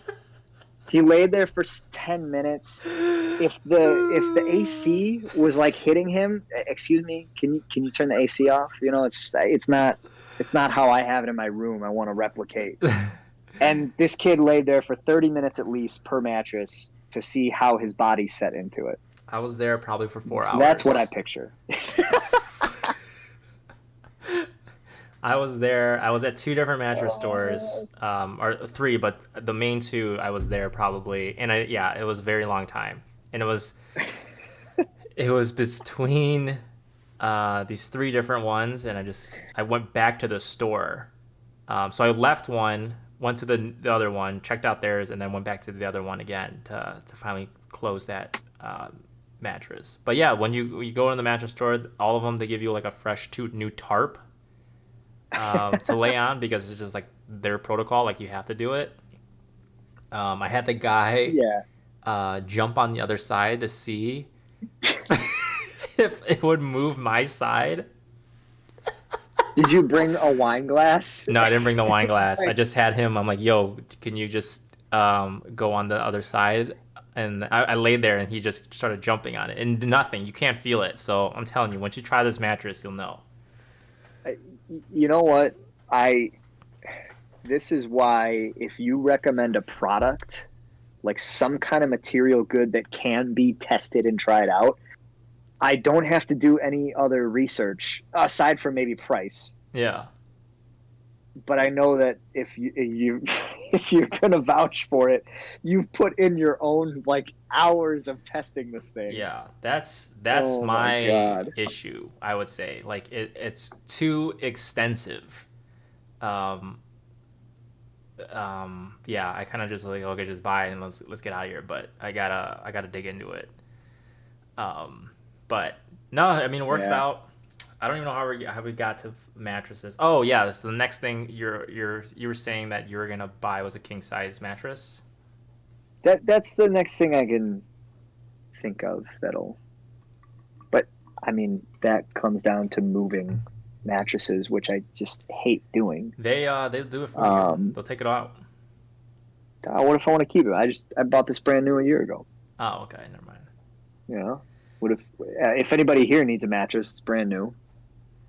I got the immediately got the water. This will be disgusting. I got the waterproof sheets because my last mattress I had, you could like see the back sweat from the hot summer nights, and that was pretty disgusting. So I didn't want to do that again. Anyways, the mattress is clean. If anybody needs a queen size mattress, oh my God. I sleep with I got a sheet of plywood under my mattress. Oh, That's how I need I need a firm mattress. yeah, yeah. Sheet of plywood. Then you'll love this mattress. Need it. They put plywood underneath the frame or no? It's this very high density foam. Like you barely could put your knee in it. It's very firm. Allah, bro. Yeah. Damn. All Uh, right. the other thing was, yeah, I was gonna ask. So yeah, we covered finances. I feel. What were we saying? Do we have any questions or comments from the audience? Um, Attilio asked, "What boots can you even get for $60?" And then, Oh, dude, App 9, Apartment 9. I don't know what it's. I've always called it App 9. Kohl's brand, dude. Kohl's Cash, 30% off. You can find boots. and what's your difference between frugal and cheap? Ooh, I love that. I was thinking about this earlier today. The difference between frugal and cheap. Um, I'm a little bit of both, right? Cheap for me is like I think of it as no matter what, I'm getting off-brand. I'm never getting brand name. I'm Mm-hmm. getting generic everything. Uh, you know, if I think I can get something for $4 cheaper, if something's like $50, I'm like, no. Guy down the street has it for $45. Yeah. Just save $5. Like that's cheap to an extent because frugal also plays a part in that same example, right? If it's a $50 item and somewhere else has it for $10 less, to me that's just like, okay, that's unless you need it right now, that's just being smart. Why would I spend an extra $10 for the same thing? But frugal is more of, I like to think it's just more aware of where your money's going and where you're spending it. Mm-hmm. Frugal is just knowing, Mm-hmm. I guess, what you're spending it on it and being comfortable with it before you pull the trigger, whether it's a cheap purchase or not.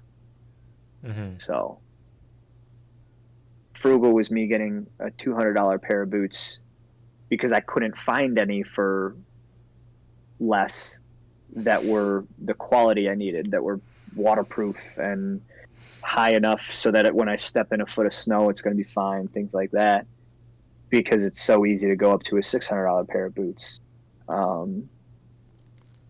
It's probably a bad example, man. I'm just like patting myself on the back. I'm sorry. That was dumb. It's I don't hard. know. No, Yeah. I think yeah, awareness makes sense. It makes sense. Steve This says is the definition. frugal never pays full price. Cheap never buys things that are name brand or reliable. I like that. I should have just, yeah. Yep. Um, I ramble too much. That was the best way to say it. the okay, so we talked a little bit about like finances and how that's been like it could also lean into concerns with physical health, mental health, But yeah, just not having the resources plays a big impact on the day to day, on how creative you can be, how like good you feel physically and mentally. Mm-hmm. So now, what about relationships? How has like COVID impacted the relationships in your life? Not even just Dude, romantically, but with friends and family. they're all gone. I haven't seen you until just now. What relationships? Yeah. Um, yeah, it's made me realize the people that I want to talk to on a daily, weekly basis. You know what I mean? Mm-hmm. And actually, not even that. It's made me realize the people that if I haven't talked to them in a week, a year, a month, whatever it might be, just kind of when you do reconnect with them or see them on social media, because I'm not a fan of social media, but during pandemic and quarantine life, certainly I would venture that social media use has gone up because what else is there to do? Actually, that's another thing. Talking about mental health, we should probably get back to that one. I've got some opinions on that. Got opinions on social media. It's also been an hour, so I'm getting up. Oh, nice, dude. Yeah, get some water. Should I sit down? if you want. What was I saying? Oh, the relationship aspect. It's made me appreciate people so much more. You know, not seeing my parents. We used to do Sunday dinner with the family. Yeah. We did every Sunday. You know, if everybody wasn't there, it was still like, hey, I'll show up. And then it quickly went into like, we probably shouldn't have 10 of us around a table while this thing's going on. So, I started to appreciate the moments of, I'd go over by my mom and dad and I would just go for a walk with them with the dog. Mm-hmm. And the 20, 30 minutes that I'd spend with them just going for a walk and seeing them for the first time in a week or two or whatever, the gratitude, I was so grateful to be able to do that again. Mm-hmm. So I guess what I'm saying is what the pandemic has done for me with my mindset on relationships, because that's probably different from the way you originally asked the question, which that most people would say like, oh, how are your relationships? Mm-hmm. Probably easy to say like, well, they're struggling. I don't get to see my friends. That's different from what I'm saying now. My mindset about relationships, I've become so much more grateful for the people I have in my life and the time I'm able to spend with them. Mm-hmm. Because it's just made it that much more valuable when you do get the time. So that's one thing that I've probably always had that in me a little bit, but I've learned to appreciate it even more now. So, and I guess going to what you were saying with social media before, kind of a big social butterfly would be on social media. I would say a fair amount, more than where you're at now.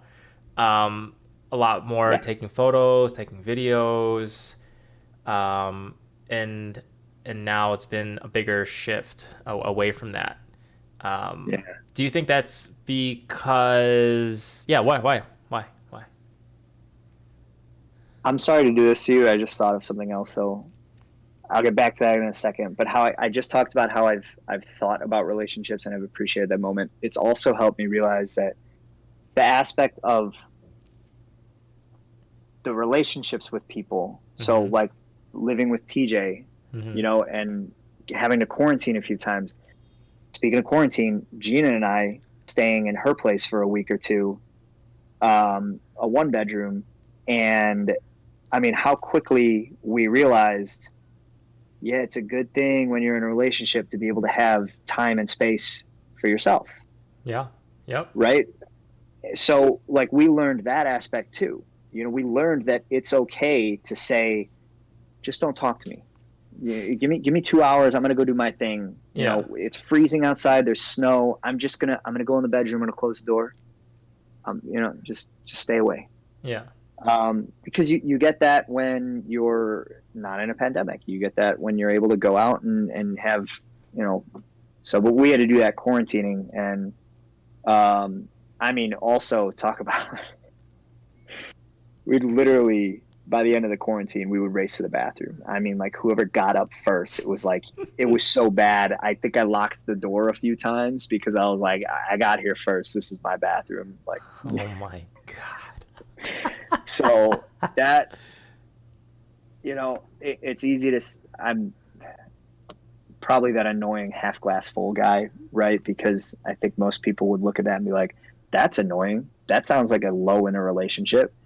A what in I the came out of relationship? it A low? a low Oh. point, right? Because everybody, relationship, self, Mm-hmm. lows and highs, Mm-hmm. that's what equilibrium is.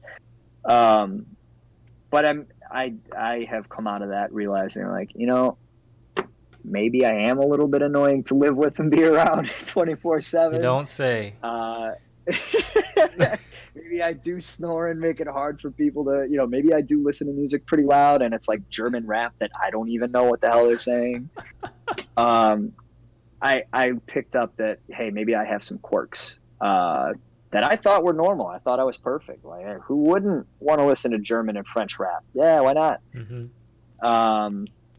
Or what's wrong with me snoring? That's a you problem. I can go to sleep. I'm fine. So I started to reflect and like I learned that I have quirks that my friends, family, and Gina put up with, Mm.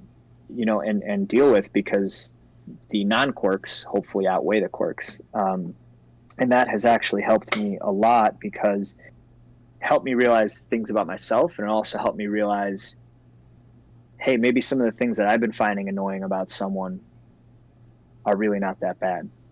And maybe I'm focusing a little bit too much on them right now Mm. because we're stuck in a quarantine, one bedroom, one apartment, fighting for the bathroom door. So, I just wanted to balance it a little bit with like it sounded too good to be true for me just to say like, yeah, pandemic. I love my relationships now. I cherish all this time. No, there's definitely like downsides to it, right? It Yeah. sucks. It's tough.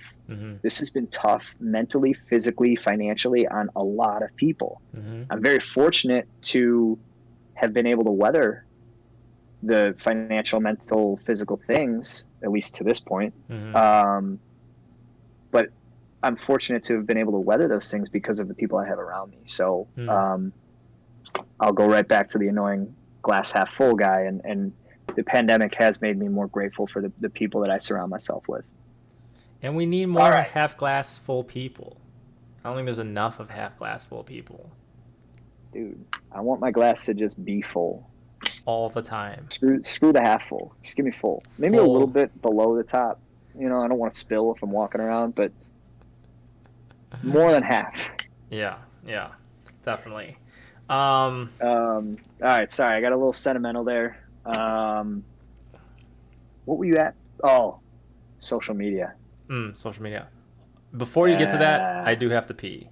Do you have to oh, pee? dude, how does that work? Do you have like a timer, like a Price is Right goes on and it flashes to that or No, I something? was They can't playing. see I us. was playing around with a like an overlay, like changing the screen. I could change the screen and have the Chris Tucker thing show up, but I'd rather them ask you questions and You're talk to good. you, and then while I Well, go pee. yeah, no, I would love that. I just got to go on the YTube. stream to look at. I got to go on the YTube Okay. Yeah. All to right. actually I'll be see right everything. back, everybody. I'm gonna go take a pee. I'll be right back, everybody. Uh-oh, I'm gonna go echo. take a pee. Sorry, guys. Oh, this is great. I can see everything now. It's been an hour. Drink some water. Oh, Mr. You, go to Walmart. I like that. Hey, Walmart. Yes. Yes. Walmart is one of my favorite. You can find everything there. I also trust their quality for most of their stuff. Uh, um, Steve, I never saw Curb Your Enthusiasm. I'm sorry.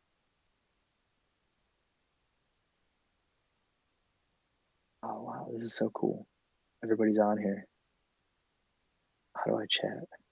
Hi, everyone. All 13 of you. Oh. Carter, I love that. I don't know if you're still on, but I love that you joined. I haven't seen you in a long time.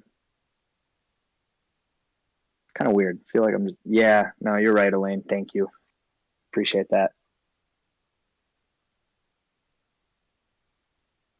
Antonio,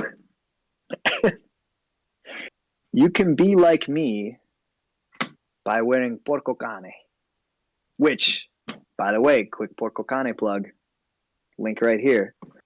What's up? Porco cane plug. Oh, Antonio yeah, asked how you don't want to be like me. That's the first thing, but you could by wearing porco cane. So this guy, local guy, grew up in our neighborhood in Arlington Heights.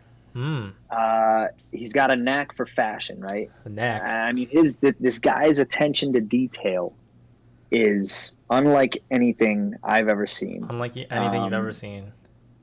Very observant, right? So, but his thing is fashion and quality.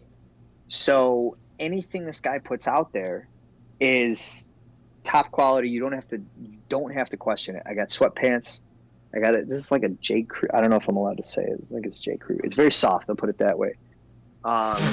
This one's custom made. This one's also custom made. I don't know if he'll do. I do want a custom for everyone, beanie. I want a beanie. That's something I do want. Yeah. This is great for on the mountain. Got an orange hat. You can find me.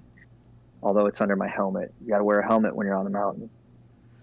So, Porco Cane brand. They got Instagram. I think it's just porcocanebrand.com. Yeah, good stuff. Local guy. Buy local. Support local business. Type in Rob West in the promo codes. You might get 10% off. We want that affiliate link. Yeah, I got to get one of those. I got to find that. Affiliate link? Yeah, we should. I might get them as a sponsor. That'd be cool. That'd be pretty cool. I also got Porco Cane stickers. Stickers? Okay. I'm so pumped. Are they together or can you separate them? No, they are separate. Oh, okay. The animals are separate. So you can I don't think the artist would like it, but you can mess with them a little bit and rotate them or something. So, yeah. So, all right. What were you getting at? I was getting at talking about social media. Oh, let me tell you, some of my darkest days have been when I've been most active on social media. Darkest days. Well, I mean, I just noticed I compare myself to everybody. I compare myself to why is so-and-so on this extravagant vacation, And okay. I did that way too much. And that's another thing, another tool I picked up in therapy and realized okay, I'm comparing, right? And I still do it, but hopefully I compare myself to my future self or the goals I set for myself. But even then, that can still get harmful. Example, one of my goals was to have $1 million by the age of 30. I'm 2 years away, I think. I don't know. I'm not far off, and I'm not anywhere near $1 million. So, comparing to our goals or things that we wanted to live up to can be a little harmful, but I mean, it's also a good thing if we're nice to ourselves while we do it. But for me, being on social media, not knowing I was comparing myself to all these pictures and posts and whatever the hell it was, and aside from that, you could scroll endlessly forever. All of a sudden, an hour of your life is gone and you didn't even realize. And for me, I didn't like it, right? Because that's just my take on it. I was comparing and I was wasting time, and I would be hard on myself and say, you wasted an hour, you could have been doing X, Y, or Z. You know, it was an hour that you could have gone for a run or a walk, or read up on investments, or started a YouTube channel, or went and did what's the acting one? Second City. You knew. So that's my that's my thing with social media. Okay, so now knowing this, that you went through that, say that you're gonna create a brand or a company in the future, and even Gary Vee preaches every day. He's like content, always just push out content. Knowing what you know now, and knowing that the digital space is becoming bigger, even with those non-fungible tokens, just everything asset-wise is going to be digital. Yep. How would you set yourself up for success, knowing that it's not like you have to, but it's advantageous if you do? The simple art of not giving a I have thought about that a lot. I would try to not be hard on myself and kind of not care, right? You know, I would try my best not to get caught up in the comments. They're mean. Maybe dude, welcome. Mean. Yeah. I'll welcome feedback in this kind of medium. You know, but there's things like that where I would have to, for my own mental health, separate myself from that as much as I could while still putting content out there. And that would be very difficult. I've thought about that a lot. Okay. But at the same time, I haven't tried it. So I don't know how I would react. I don't know how well I would do or not do. Yeah. So. And I'm at the place now where I think it's time to outsource it. Like, I don't want to touch it. I'd rather have someone else read it, post it. I'll brainstorm the copy of like what to say or the images. But the fact of actually having to go through it all, it is very energy consuming. Because yeah, you can say like, oh, it takes maybe an hour of your day and it's not that bad, but it adds up. Hey man, what is this? This is like you're almost doing 2 videos a week now. Yeah. Like, if this wasn't live stream and you had to go edit and things like that, I mean, the amount of time that takes. Yeah, even the amount of time, like for you to get me to track down and send you a picture. Like, dude, you asked me for a week 7 times. That's stressful for you. I felt bad. I still, you know, it wasn't until the 7th time, but you know, yeah, I've been curious how you've been handling that, how you've been dealing with it, because I imagine it's got to be tough. The first, I think once me and Ben moved here, I was going too hard. I was going way too hard. Really trying to get to that 6:30 wake up like nothing. Like doing that. I remember that. Doing that, working pretty full days. I'm still seeing, like, this week is my most clients I've seen. It's 17 this week. Oh, wow. So I'm pretty slammed right now. And is that an hour each? An hour each. But so you have the hour or 50 minutes. So session's 50 minutes, and then you got to do notes. And then some clients are medications, so you got to talk to the psychiatrist to make sure your treatment plans are in the same. Some have parents that want to be involved as well, so that's extra calling. And then you got the paperwork, and then you got to do the filing and everything like that. So no, it takes time. It takes a lot of time, and before it was more manageable, but I think I was so with that increase of caseload because of COVID and everything, mental health is most therapists are slammed, like they're booked. So it's hard to, people ask me for referrals. I'm like, dude, I don't have anyone that has any openings. I've heard it's tough to get someone new. Yeah. Because a lot of people have been so slammed that they're only taking their current patients, because I don't know if patient's the right word. I'm sorry. Clients, patients. No, everyone's,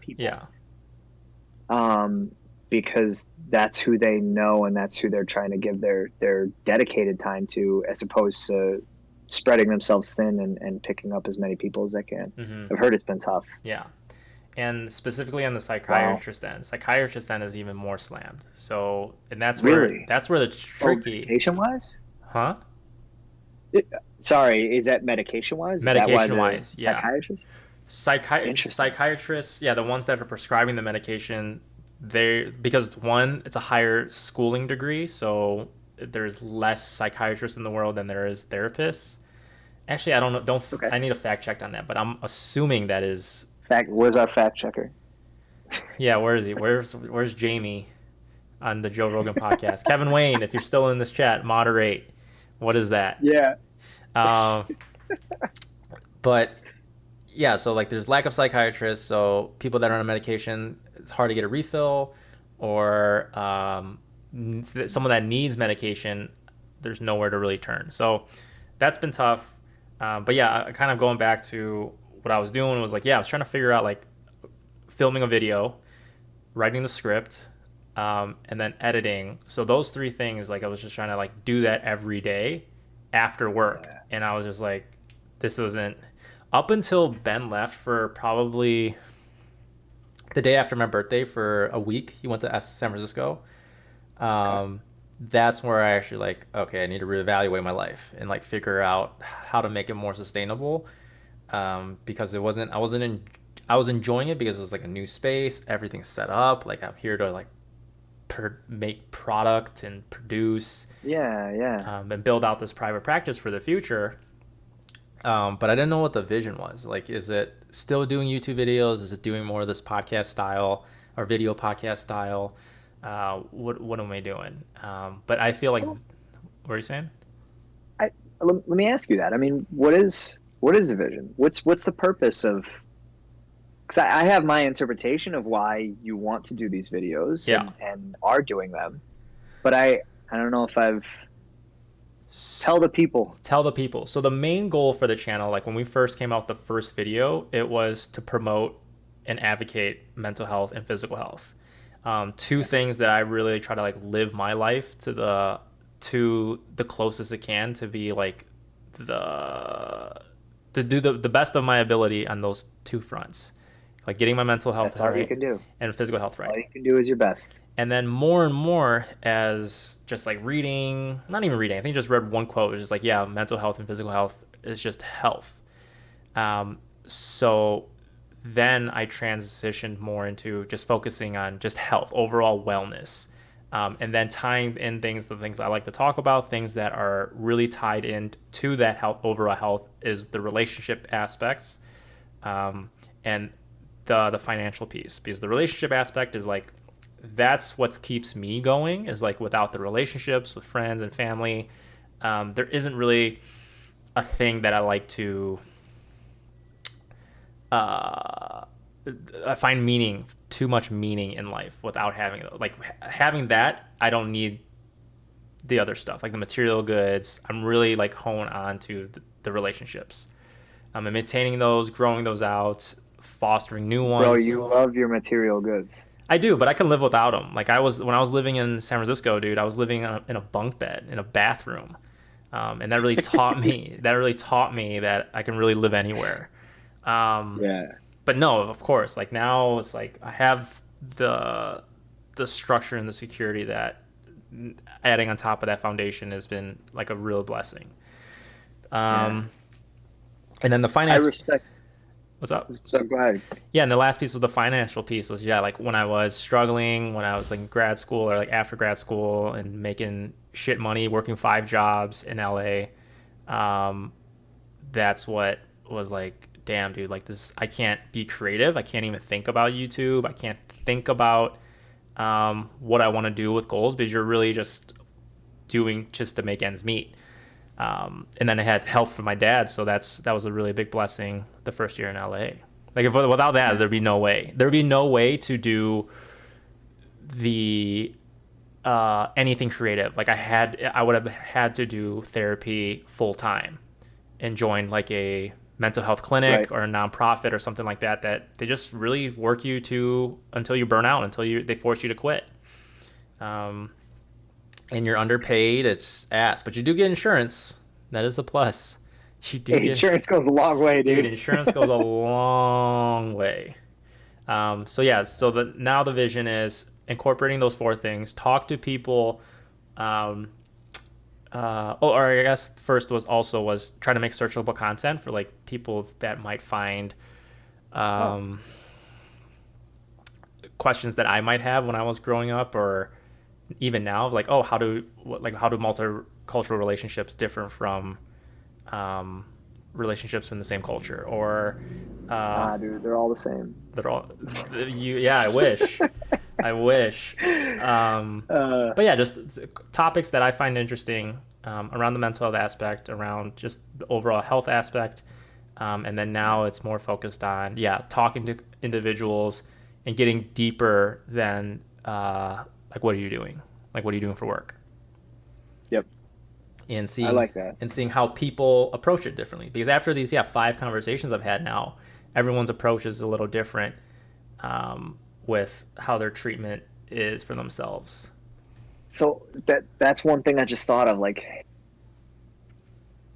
I can imagine and would hope that through doing this, it would show the diversity in the sense of all. I like to think that it's all relative to ourselves, right? Mm-hmm. And this is partly my feeling and opinion and thought, because I go back to one of the things I struggle with, and I know that I do when I have anxiety or I get down on myself, is I notice comparing to other people, or comparing to, something that I wanted or thought I would have, or have attained rather. But it's all relative, right? Like, mm-hmm. Certainly financial, everybody's in a different financial situation. Yep. It's all relative to where you are. Mm-hmm. The amount of debt we might have, the amount of non-debt we might have, savings, how much we can save, what we can spend on. It's different for everyone. And I think that's something that's very important to stress on, is that it's easy to hear someone talk about their struggles or their life or whatever and say, oh, I'm doing so much better, or, oh, but you have this going on that's so much better. And I catch myself doing that, right? I'm like, wait, that's not the way to think about it. But that's just it's the same with everything, the mental health aspect, mm-hmm. right? Like, I can sit here and say, Kevin, what do you mean your roommate left for a week and you were contemplating life or what you were doing with this thing? Like, because I could sit there and say, I had a flight canceled. We're sitting in 10 feet of snow. You got the daylight and vitamin D coming out in LA. Like, you should be fine. But it's all relative to where we all are in here, and as well as out here. Like, the physical realm plays a big aspect, but the mental realm as well. So I'm rambling again. What I'm hoping is, you just said, having 5 conversations in the past 2-3 weeks, you're noticing everybody tackles these things from different angles. Mm-hmm. And that's one of the things I love. It's different for everyone. Yeah. What works for me isn't going to work for you. Yeah. Yeah. No matter how right I think I am. Yeah. And the hope is, like, learning, like, people in the audience listening, or later on, like, because the videos are saved, to even if they hear, like, one moment of, like, oh, let me try that. Like, oh, let me buy the king size bed, or try the standing desk. I think if it makes that impact, then that was what the biggest purpose was, like, worth trying, like, doing the broadcast, doing the videos. I was going to, at some point in there, I thought to say this and then it went away, but I respect that. Oh, when I was making fun of you for loving your material things, you're very intentional with your relationships with people. Mm-hmm. I mean, you're so intentional. You will text and say, "Are you free at this time? I want to call you. I have an hour of time. I want to call you and talk to you. I haven't talked to you in a week, a month, or whatever." Mm-hmm. Whereas, I don't know. So I respect that part of it, and I always figured that you wanting to do this was about that. It was about you, number one, being curious, Yeah. right? Because you're getting a lot out of this, Mhm. knowledge-wise, Mm-hmm. and it's awesome. It's fun. It's fun to pick someone's brain, figure out what's going on in their life, and to be able to do that with 4 or 5 different people in 2 weeks, Mm-hmm. and have it be a serious, deep conversation, so that's cool. But you're doing it in a way that you can also share that with anybody else that wants to join in and watch and Yeah. listen. Mm-hmm. Purely whether it's out of support because I do it. I was on one of the streams and I had you going and I wasn't paying attention. I had For something else sure. going on. For sure. I am the first to admit that, right? I wanted to be a number to support you and have an extra view. But when I can listen in and want to listen in, it's curious. It's fun stuff. It's cool. So, Mm-hmm. I love it. One of the first things you said at the beginning of this is, I got big nuts. You got big nuts. You're doing this. I appreciate it. I respect it. Big nuts in the house. Yeah, I definitely try to push that envelope. Yeah, the next one this Saturday is the biggest nut. I'm going surfing in the Pacific. Ooh. So I bought the wetsuit. The wetsuit came in yesterday. Tried it on. Got photos. Here, I'll show a photo. Yeah, you gotta have a wetsuit, right?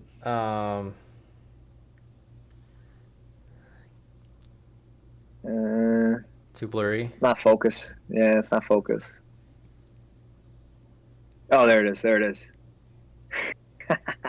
Yeah, so got a wetsuit. But yeah, dude, I'm scared of water. I hate water. I know. I don't swim well at all. I still don't understand how I made it through that triathlon. You're not buoyant. Yeah. I don't understand it. Hopefully this wetsuit makes me buoyant. It's the thickest one I bought. Because it's like a winter wetsuit that they're saying. You gotta get it because of the cold waters right now. Maybe your body fat percentage is too low. Muscle's dense, and it's making you sink. Yeah, that and the panic. The panic sets in. But yeah, that's my test of courage of trying to be more uncomfortable. But also something I feel like is a hobby that I want to get into.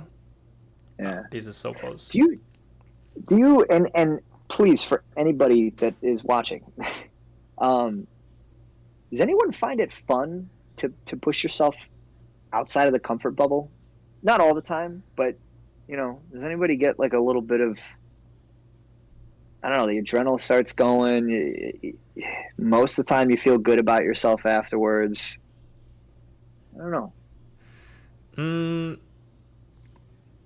You got an example? Like this. You are afraid of water. Mm-hmm. You are one of the worst swimmers I've ever seen in my life. You being out there, you should have a lifeguard that can surf. Yes. That is next to you at all times. I'm never going even alone. On top of that, you have some of the best luck, but you have some of the worst luck at certain times. Like, you need shark repellent or something. If that's even like someone needs to drop blood in the water a mile away to just get them away from you, because you're not even going to be able to stand up and you're going to start drowning. So this is the second time I'm going. I believe in you. I'm not trying to put you down. I'm just saying, This is the second time I'm going surfing. So the first time I got up was perfect. This one is a little different because I wasn't with an instructor. This is with just friends. Oh, okay. Yeah, so I can get up. I can go down the water to the beach area. Is just the first time so cool. Going without anyone, because they guide you, like they help you, push you and stuff like that, and like, this is where you should go. But this is just with like locals. I didn't know that. That's sweet. Yeah. So so we'll see. We'll see.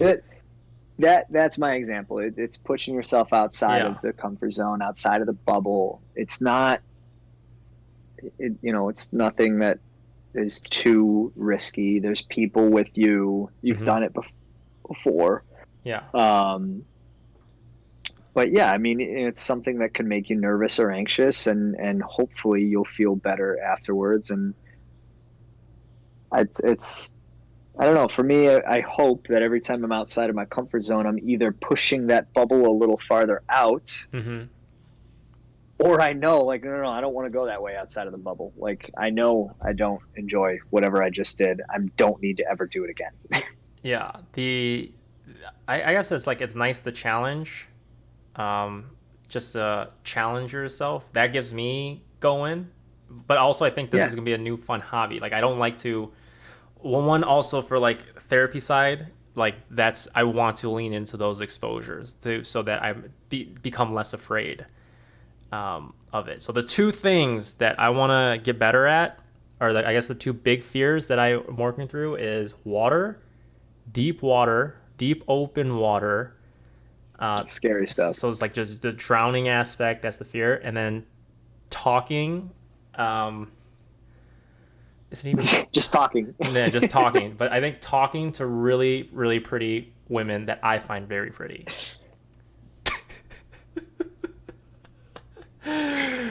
So those are the not even just romantically, I miss you, man.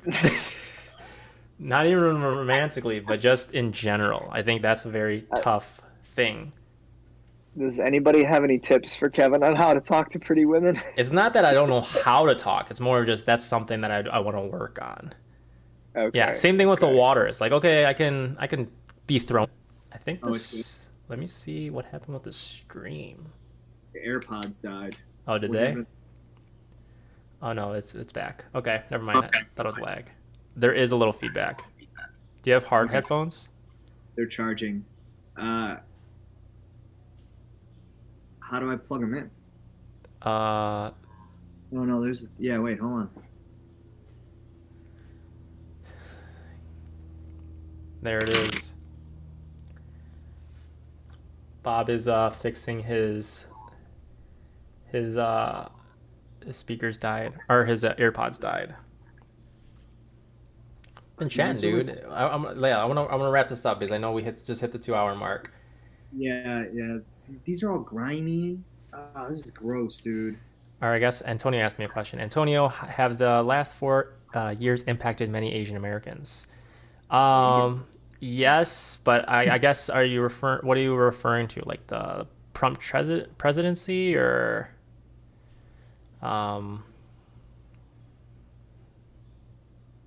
you charged it for that? Huh? Did it work? Oh, have the 4 years impacted many Asian Americans' mental health? Mental health. How come what's the 4 years about? Something specifically, or just in general, especially regarding the virus? Oh yeah, dude, the mental health virus piece has been. Well, I think there's just a lot of issues. I don't hear you, Bob. There's been a lot of issues with just like people beating on old people, beating on old Asian folk. That's. I'm trying to think of what other things for mental health piece. I think just there's almost like this shame associated with it, because I am Chinese and it did originate from China. It's like fuck, okay, part of my people was the cause of this. So there is a little bit of that.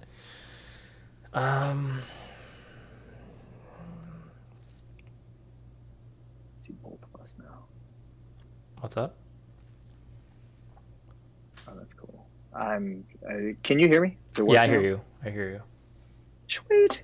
Yeah, that's charged fast. Sorry, keep talking. Wow. I didn't mean to interrupt. I don't know. I'm trying to think of anything else mental health wise in the last 4 years for Asian Americans. Specifically, I think COVID wise.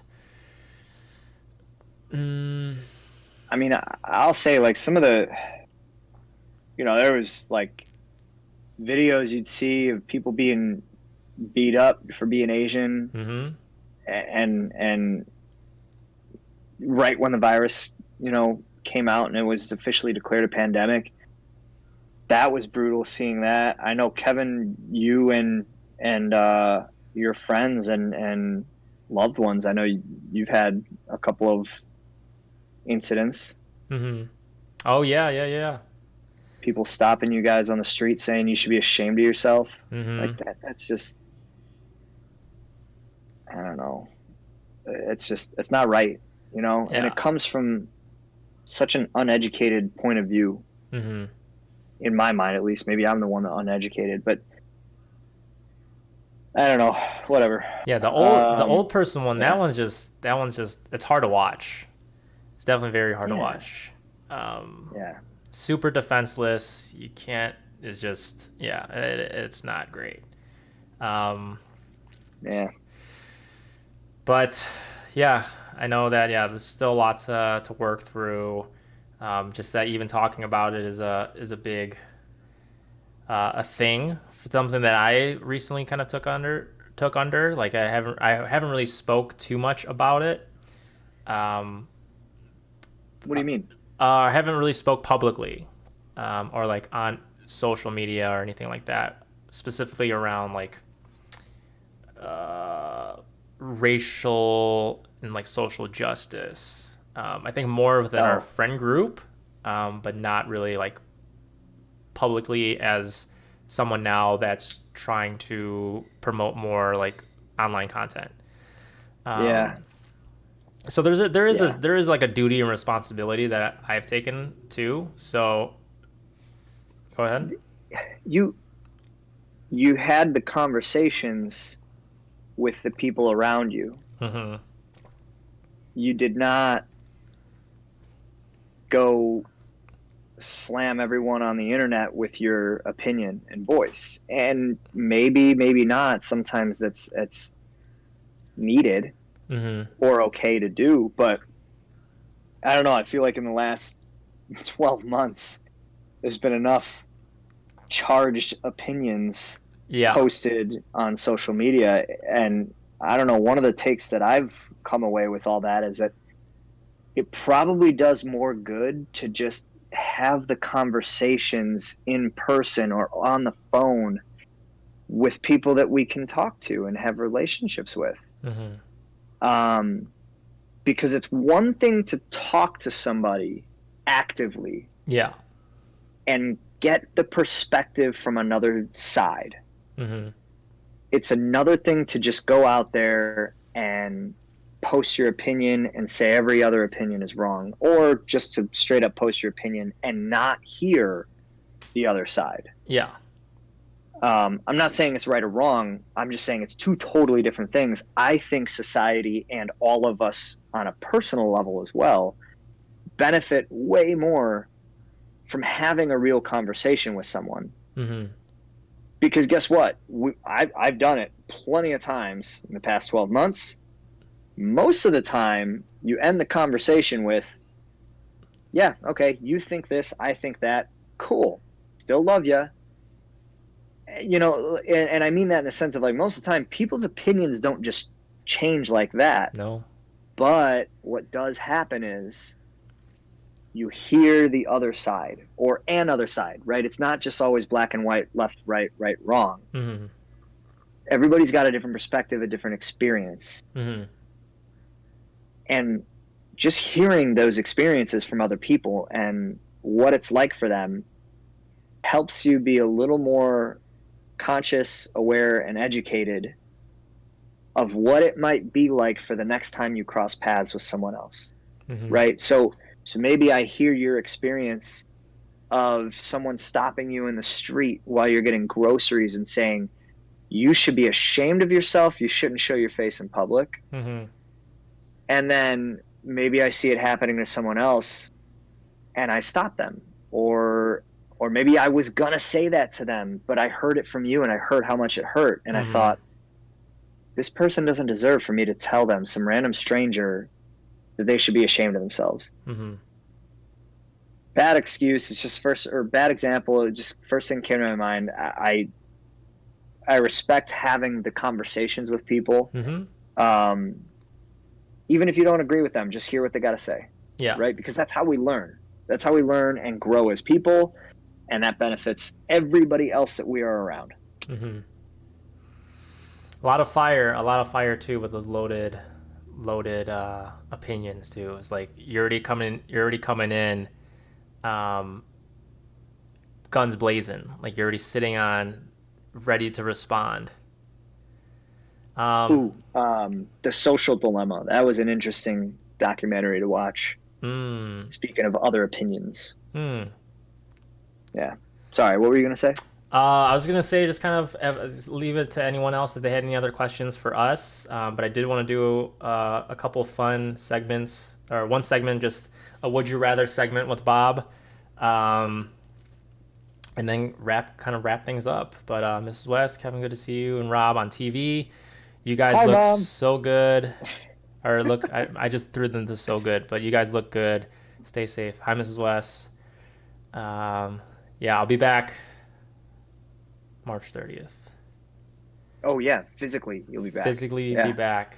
Mark your calendar. I'm gonna go mark my calendar back here. I still gotta figure out like how. Yeah, what are we doing with? Are we all getting COVID tests or what are we doing? Because my mom is weary. Yeah, we'll figure that one out. I mean, I already had it close enough ago, so I've got some immunity going for me. Allegedly, TJ's vaccinated.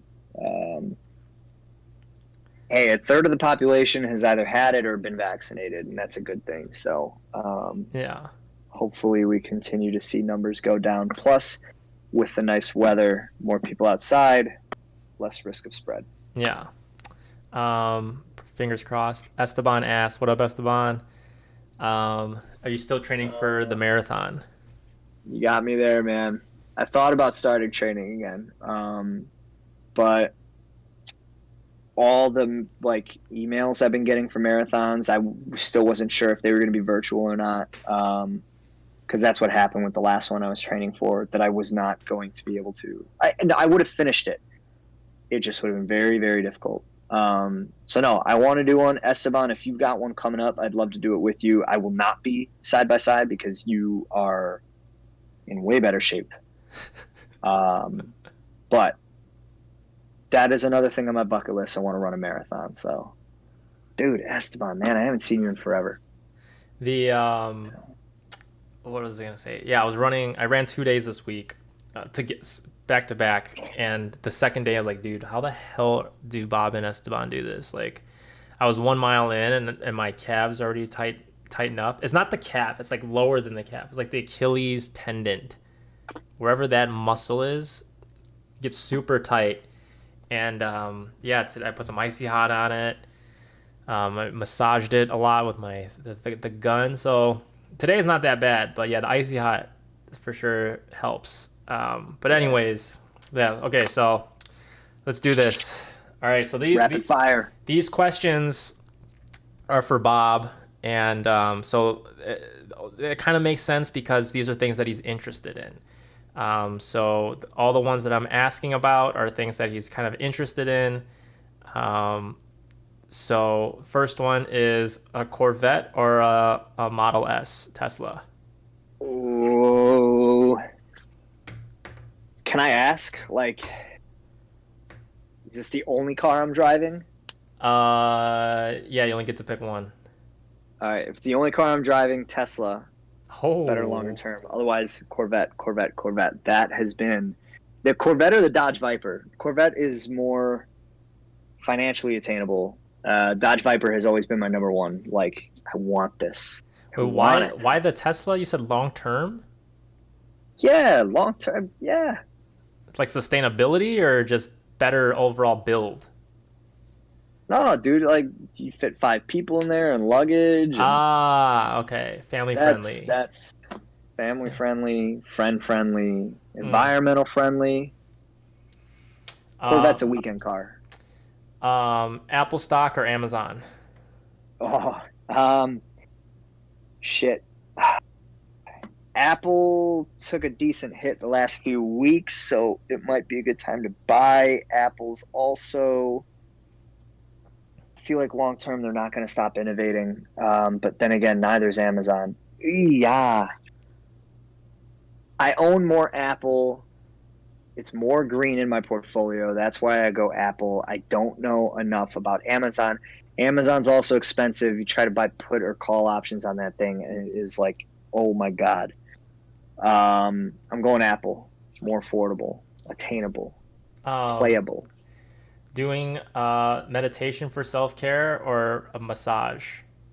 Oh, meditation all day, every day, every night, every night. That's how I fall asleep. Which app do you use, or is it um, Uh, no, I do have an app. It is Wellness Coach.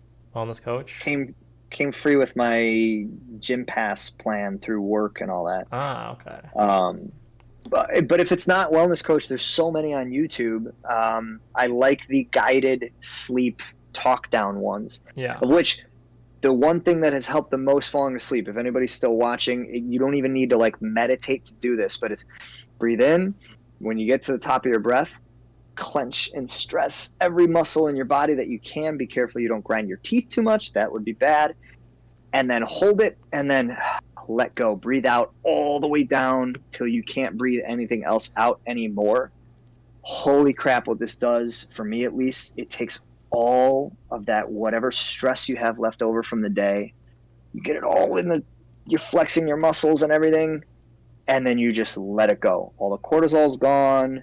You relax, your body relaxes, you sink into your mattress, and then like 3 minutes later, you're asleep.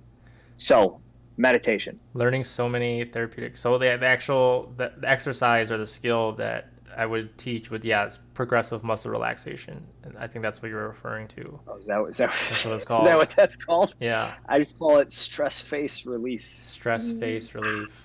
Dope. Okay, that's awesome. I didn't know you were doing that. Another meditation app that cool to look into would be Insight Timer. That one's a pretty cool one. All right, so this one's a kind of random one. So would you rather have a wart for a year or a canker sore?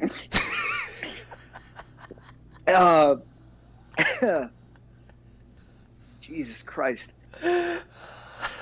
Oh my God. All right. I would rather have a wart for a year because I have had warts for 5-7 years now. They won't go away. I'm going to see them one more time tomorrow. Hopefully one more time. Let's see. Canker sores hurt, man. They're pretty awful. Warts don't have to hurt, but canker sores hurt. Hurts to eat. Ugh. No, that's a disgusting one, man. But I would give me a wart. I'm taking wart for a year. Buying a townhome or buying another condo? Oh, townhome. More autonomy. You can do what you want to a certain aspect. So one thing I've learned having a condo is it can be a pain with the HOA. Damn HOA fees. Yeah. Our AC went out in the middle of July. I had to get somebody that they already pre-approved. I had to jump through so many hoops to have my own guy come out. It was a pain in the ass. You got a townhome versus a condo. You can have someone just come out, fix your AC. You want to get your floors done, you have a townhome, come on out and change my floors. You want to do it in a condo, you got to jump through hoops. I love having a condo, but if I had to choose condo, townhome, I'm going townhome. Okay. Would you rather, Antonio asked, would you rather be Attilio for a day or Genghis for a night? Oh, man. Oh, that's tough. God, can I choose both? Is there a way? Yeah, no, dude. Oh, wait. Okay, here's the thing. I was going to say Attilio for a day because it's going to be more hours that I get to be at least one of them. Yeah. But here's my answer. Here's how I'm going to game the system. Genghis for a night because you know Attilio's going to be there anyways. Yeah. And Genghis for a night can last all the way until morning. That is also true. You guys don't go to sleep. See, I was thinking the double whammy, but yeah. Damn, Antonio, that was good. That was a very good one. Cat or dog? I like that. Cat or dog? Dog. Love cats. Got nothing against them, but I am allergic to them. Dog. If I've got a backyard. Cat in a condo, dog in a house. First child, a boy or a girl? Oh yeah. And I'm also not excluding What? I'm also I'm not excluding all the other gender pronouns, but I'm just specifically for this question it is boy or girl. This is a disclaimer, no, Bob. Disclaimer. Yep, totally understood. You see, here's why I'm hesitating. I'm terrified to have a girl, especially as my first child, because I'm terrified of how spoiled I'm going to make her. Mm. And all the people chasing her too. Why? Maybe. Yeah, that's. I don't know. But more so that No, you think I'm you'd more be so a afraid of how. daddy's girl. Huh? More afraid of like the daddy's girl. Yeah. No. I'm gonna. If I have a daughter, I'm gonna spoil her. Mm. Especially if it's the first child. If there's 3 daughters, I don't know what the hell is gonna happen. But I want to see that.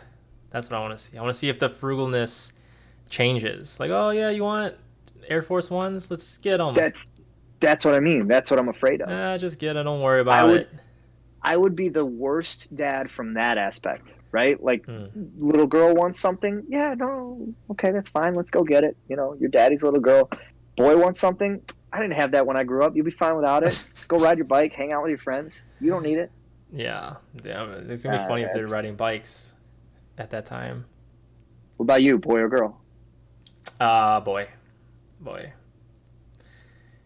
Yeah, but sorry, I didn't mean to say yeah, but I meant to just draw a connection to, is it not in the Chinese culture and heritage to favor having a boy? Dude, I wasn't even thinking of that. But no, I think I always wanted someone to do a lot of the shit that I couldn't do. Kevin wants a boy because he wants him to crawl into the little nooks and crannies and clean the house where he can't reach. No, or no. Put him on his shoulders and dust off the top shelf. More for the athletic things. More for sports. So you're just gonna try to groom your son to be a NFL athlete. Even if it's not sports related. Yeah, I think just shooting hoops. I don't know. I go either way. I think first one would be a boy, second girl. I would like that. Okay. But I don't want kids. Okay, that's a whole nother thing. Yeah, it's a whole other thing. What's your favorite resource in Settlers of Catan? Oh, that's what you said, Kyle. Favorite resource. Oh. Ore. I want that ore farm all day. Ore. All day. Yeah, or what's the other word that they call it? Stone? I don't know. It is ore. I want ore. Yeah. Yeah. Kyle, I like that question. Yeah, that was great. Now, here's the reason. Ore is scarce. Not always. You need the most of it to build with it. Okay. You need 3 of ore, and you don't need 3 of anything else to build with anything. Kyle, you all about that wheat? I was about the same thing. I like wheat more. Yeah, they're both good. I'm shocked none of us said brick. You need brick for 3 out of 4 things. 2 or 3, I don't know. Yeah, because the wheat you can build your house and you can upgrade. Or it's just one. No, that's a good point. Okay, I see what you're saying. The wheat you can use with more things. The ore, you need more of it, but you only can really use it for one item. Yeah, that makes sense. Kyle, you got a good point. It depends on the board. Yeah. I'm sticking with ore, though. Sticking with ore. Yeah. You're going to have to trade me for it. I'm going to have all the ore. I'm going to have a monopoly on ore. And that's how I'm going to get my wheat. Yeah. Damn. Okay. I'm actually playing tomorrow night. Are you? Do you play now on only the actual Settlers game, or do you do the colonist.io? No, I haven't done it virtual in a long time. I'm going to Hans's tomorrow. to play. Yeah. Okay. Okay. No, dude. I appreciate you hopping on and talking with me for, dude, 2 hours and almost 30 minutes. It went It fast. went If fast. anybody actually listened to all of this, I mean, you can't eat ore. Yeah, that's a good point, Cal. Um, yeah. So I'm curious, like how do you think went? And yeah, how do you think that went? Who would you I nominate? mean, I enjoyed this. Hmm. I enjoyed it because I'm hoping it was the kind of content that you were looking for. Um, and I'm also, I'm also thankful that it's with you, my friend, that I haven't spoken to in a while. Hmm. Um, so I enjoyed it. 2.5 hours is a long time. I don't know if anybody actually listened to all of it. So I appreciate even if someone just left it on, Yeah. just to have it on Get those there. numbers up. So, oh, mom and dad, you listen to the whole thing. God, I love you guys. That's amazing. Hey. And Mr. U, I saw you, Mr. U. You were on there 4 hours before this thing started. Yeah, who's one person that you would like to hear more from, or like think this would who's someone you would find interested on here? One of my brothers. Oh, okay. I think that'd be interesting. Which one, Bill Nye or Bry Guy? Whichever one will do it. Who do you think would be more candid? Uh, That's not a fair I question. don't Yeah, know. that's not a fair question. Yeah, I don't know. Not sure. Yeah, one of them. Gina. Okay. Gina. Uh, Hans. I think you could have some conversation with Hans. But yeah, I don't know. Mo. Mo always. I love talking to Mo because one of the nicest guys, no, the nicest person I've ever met. And I don't know, it's just he's got a wide variety and range of experiences and feelings. And I don't know, every time him and I talk about something, whether it's philosophical or technical or whatever, I'm still learning something new. And hearing his experiences in life and his parents and beyond, it's a yeah. Mo would be Uh-huh. interesting to talk to. Okay. I like it. Yeah, I'll definitely reach out to you later and get those connects. Um, yeah, get Gina on here. That'd be great. Um, Gina, but Gina. but yeah, want to thank you for taking the time. Because I know, yeah, dude, 2.5 hours on Thursdays. It's tough conversations. Um, Yeah, and thank everyone in the chat, everyone that was viewing and has been tuning in each week. It's been pretty awesome to see everyone in the engaging, and then even the new people, Elaine, Antonio came through, Carter, yeah, people that, yeah. yeah, you don't really get to communicate with often, but yeah, dropping in just to say hello, it's been pretty awesome. But yeah, people like Dennis was here, my dad, um, Esteban, trying to think, Mrs. West. Yeah, and sorry if we missed any questions that uh, we've went over just because we were talking and in the groove of things. Yeah. But yeah, anything else you wanted to say?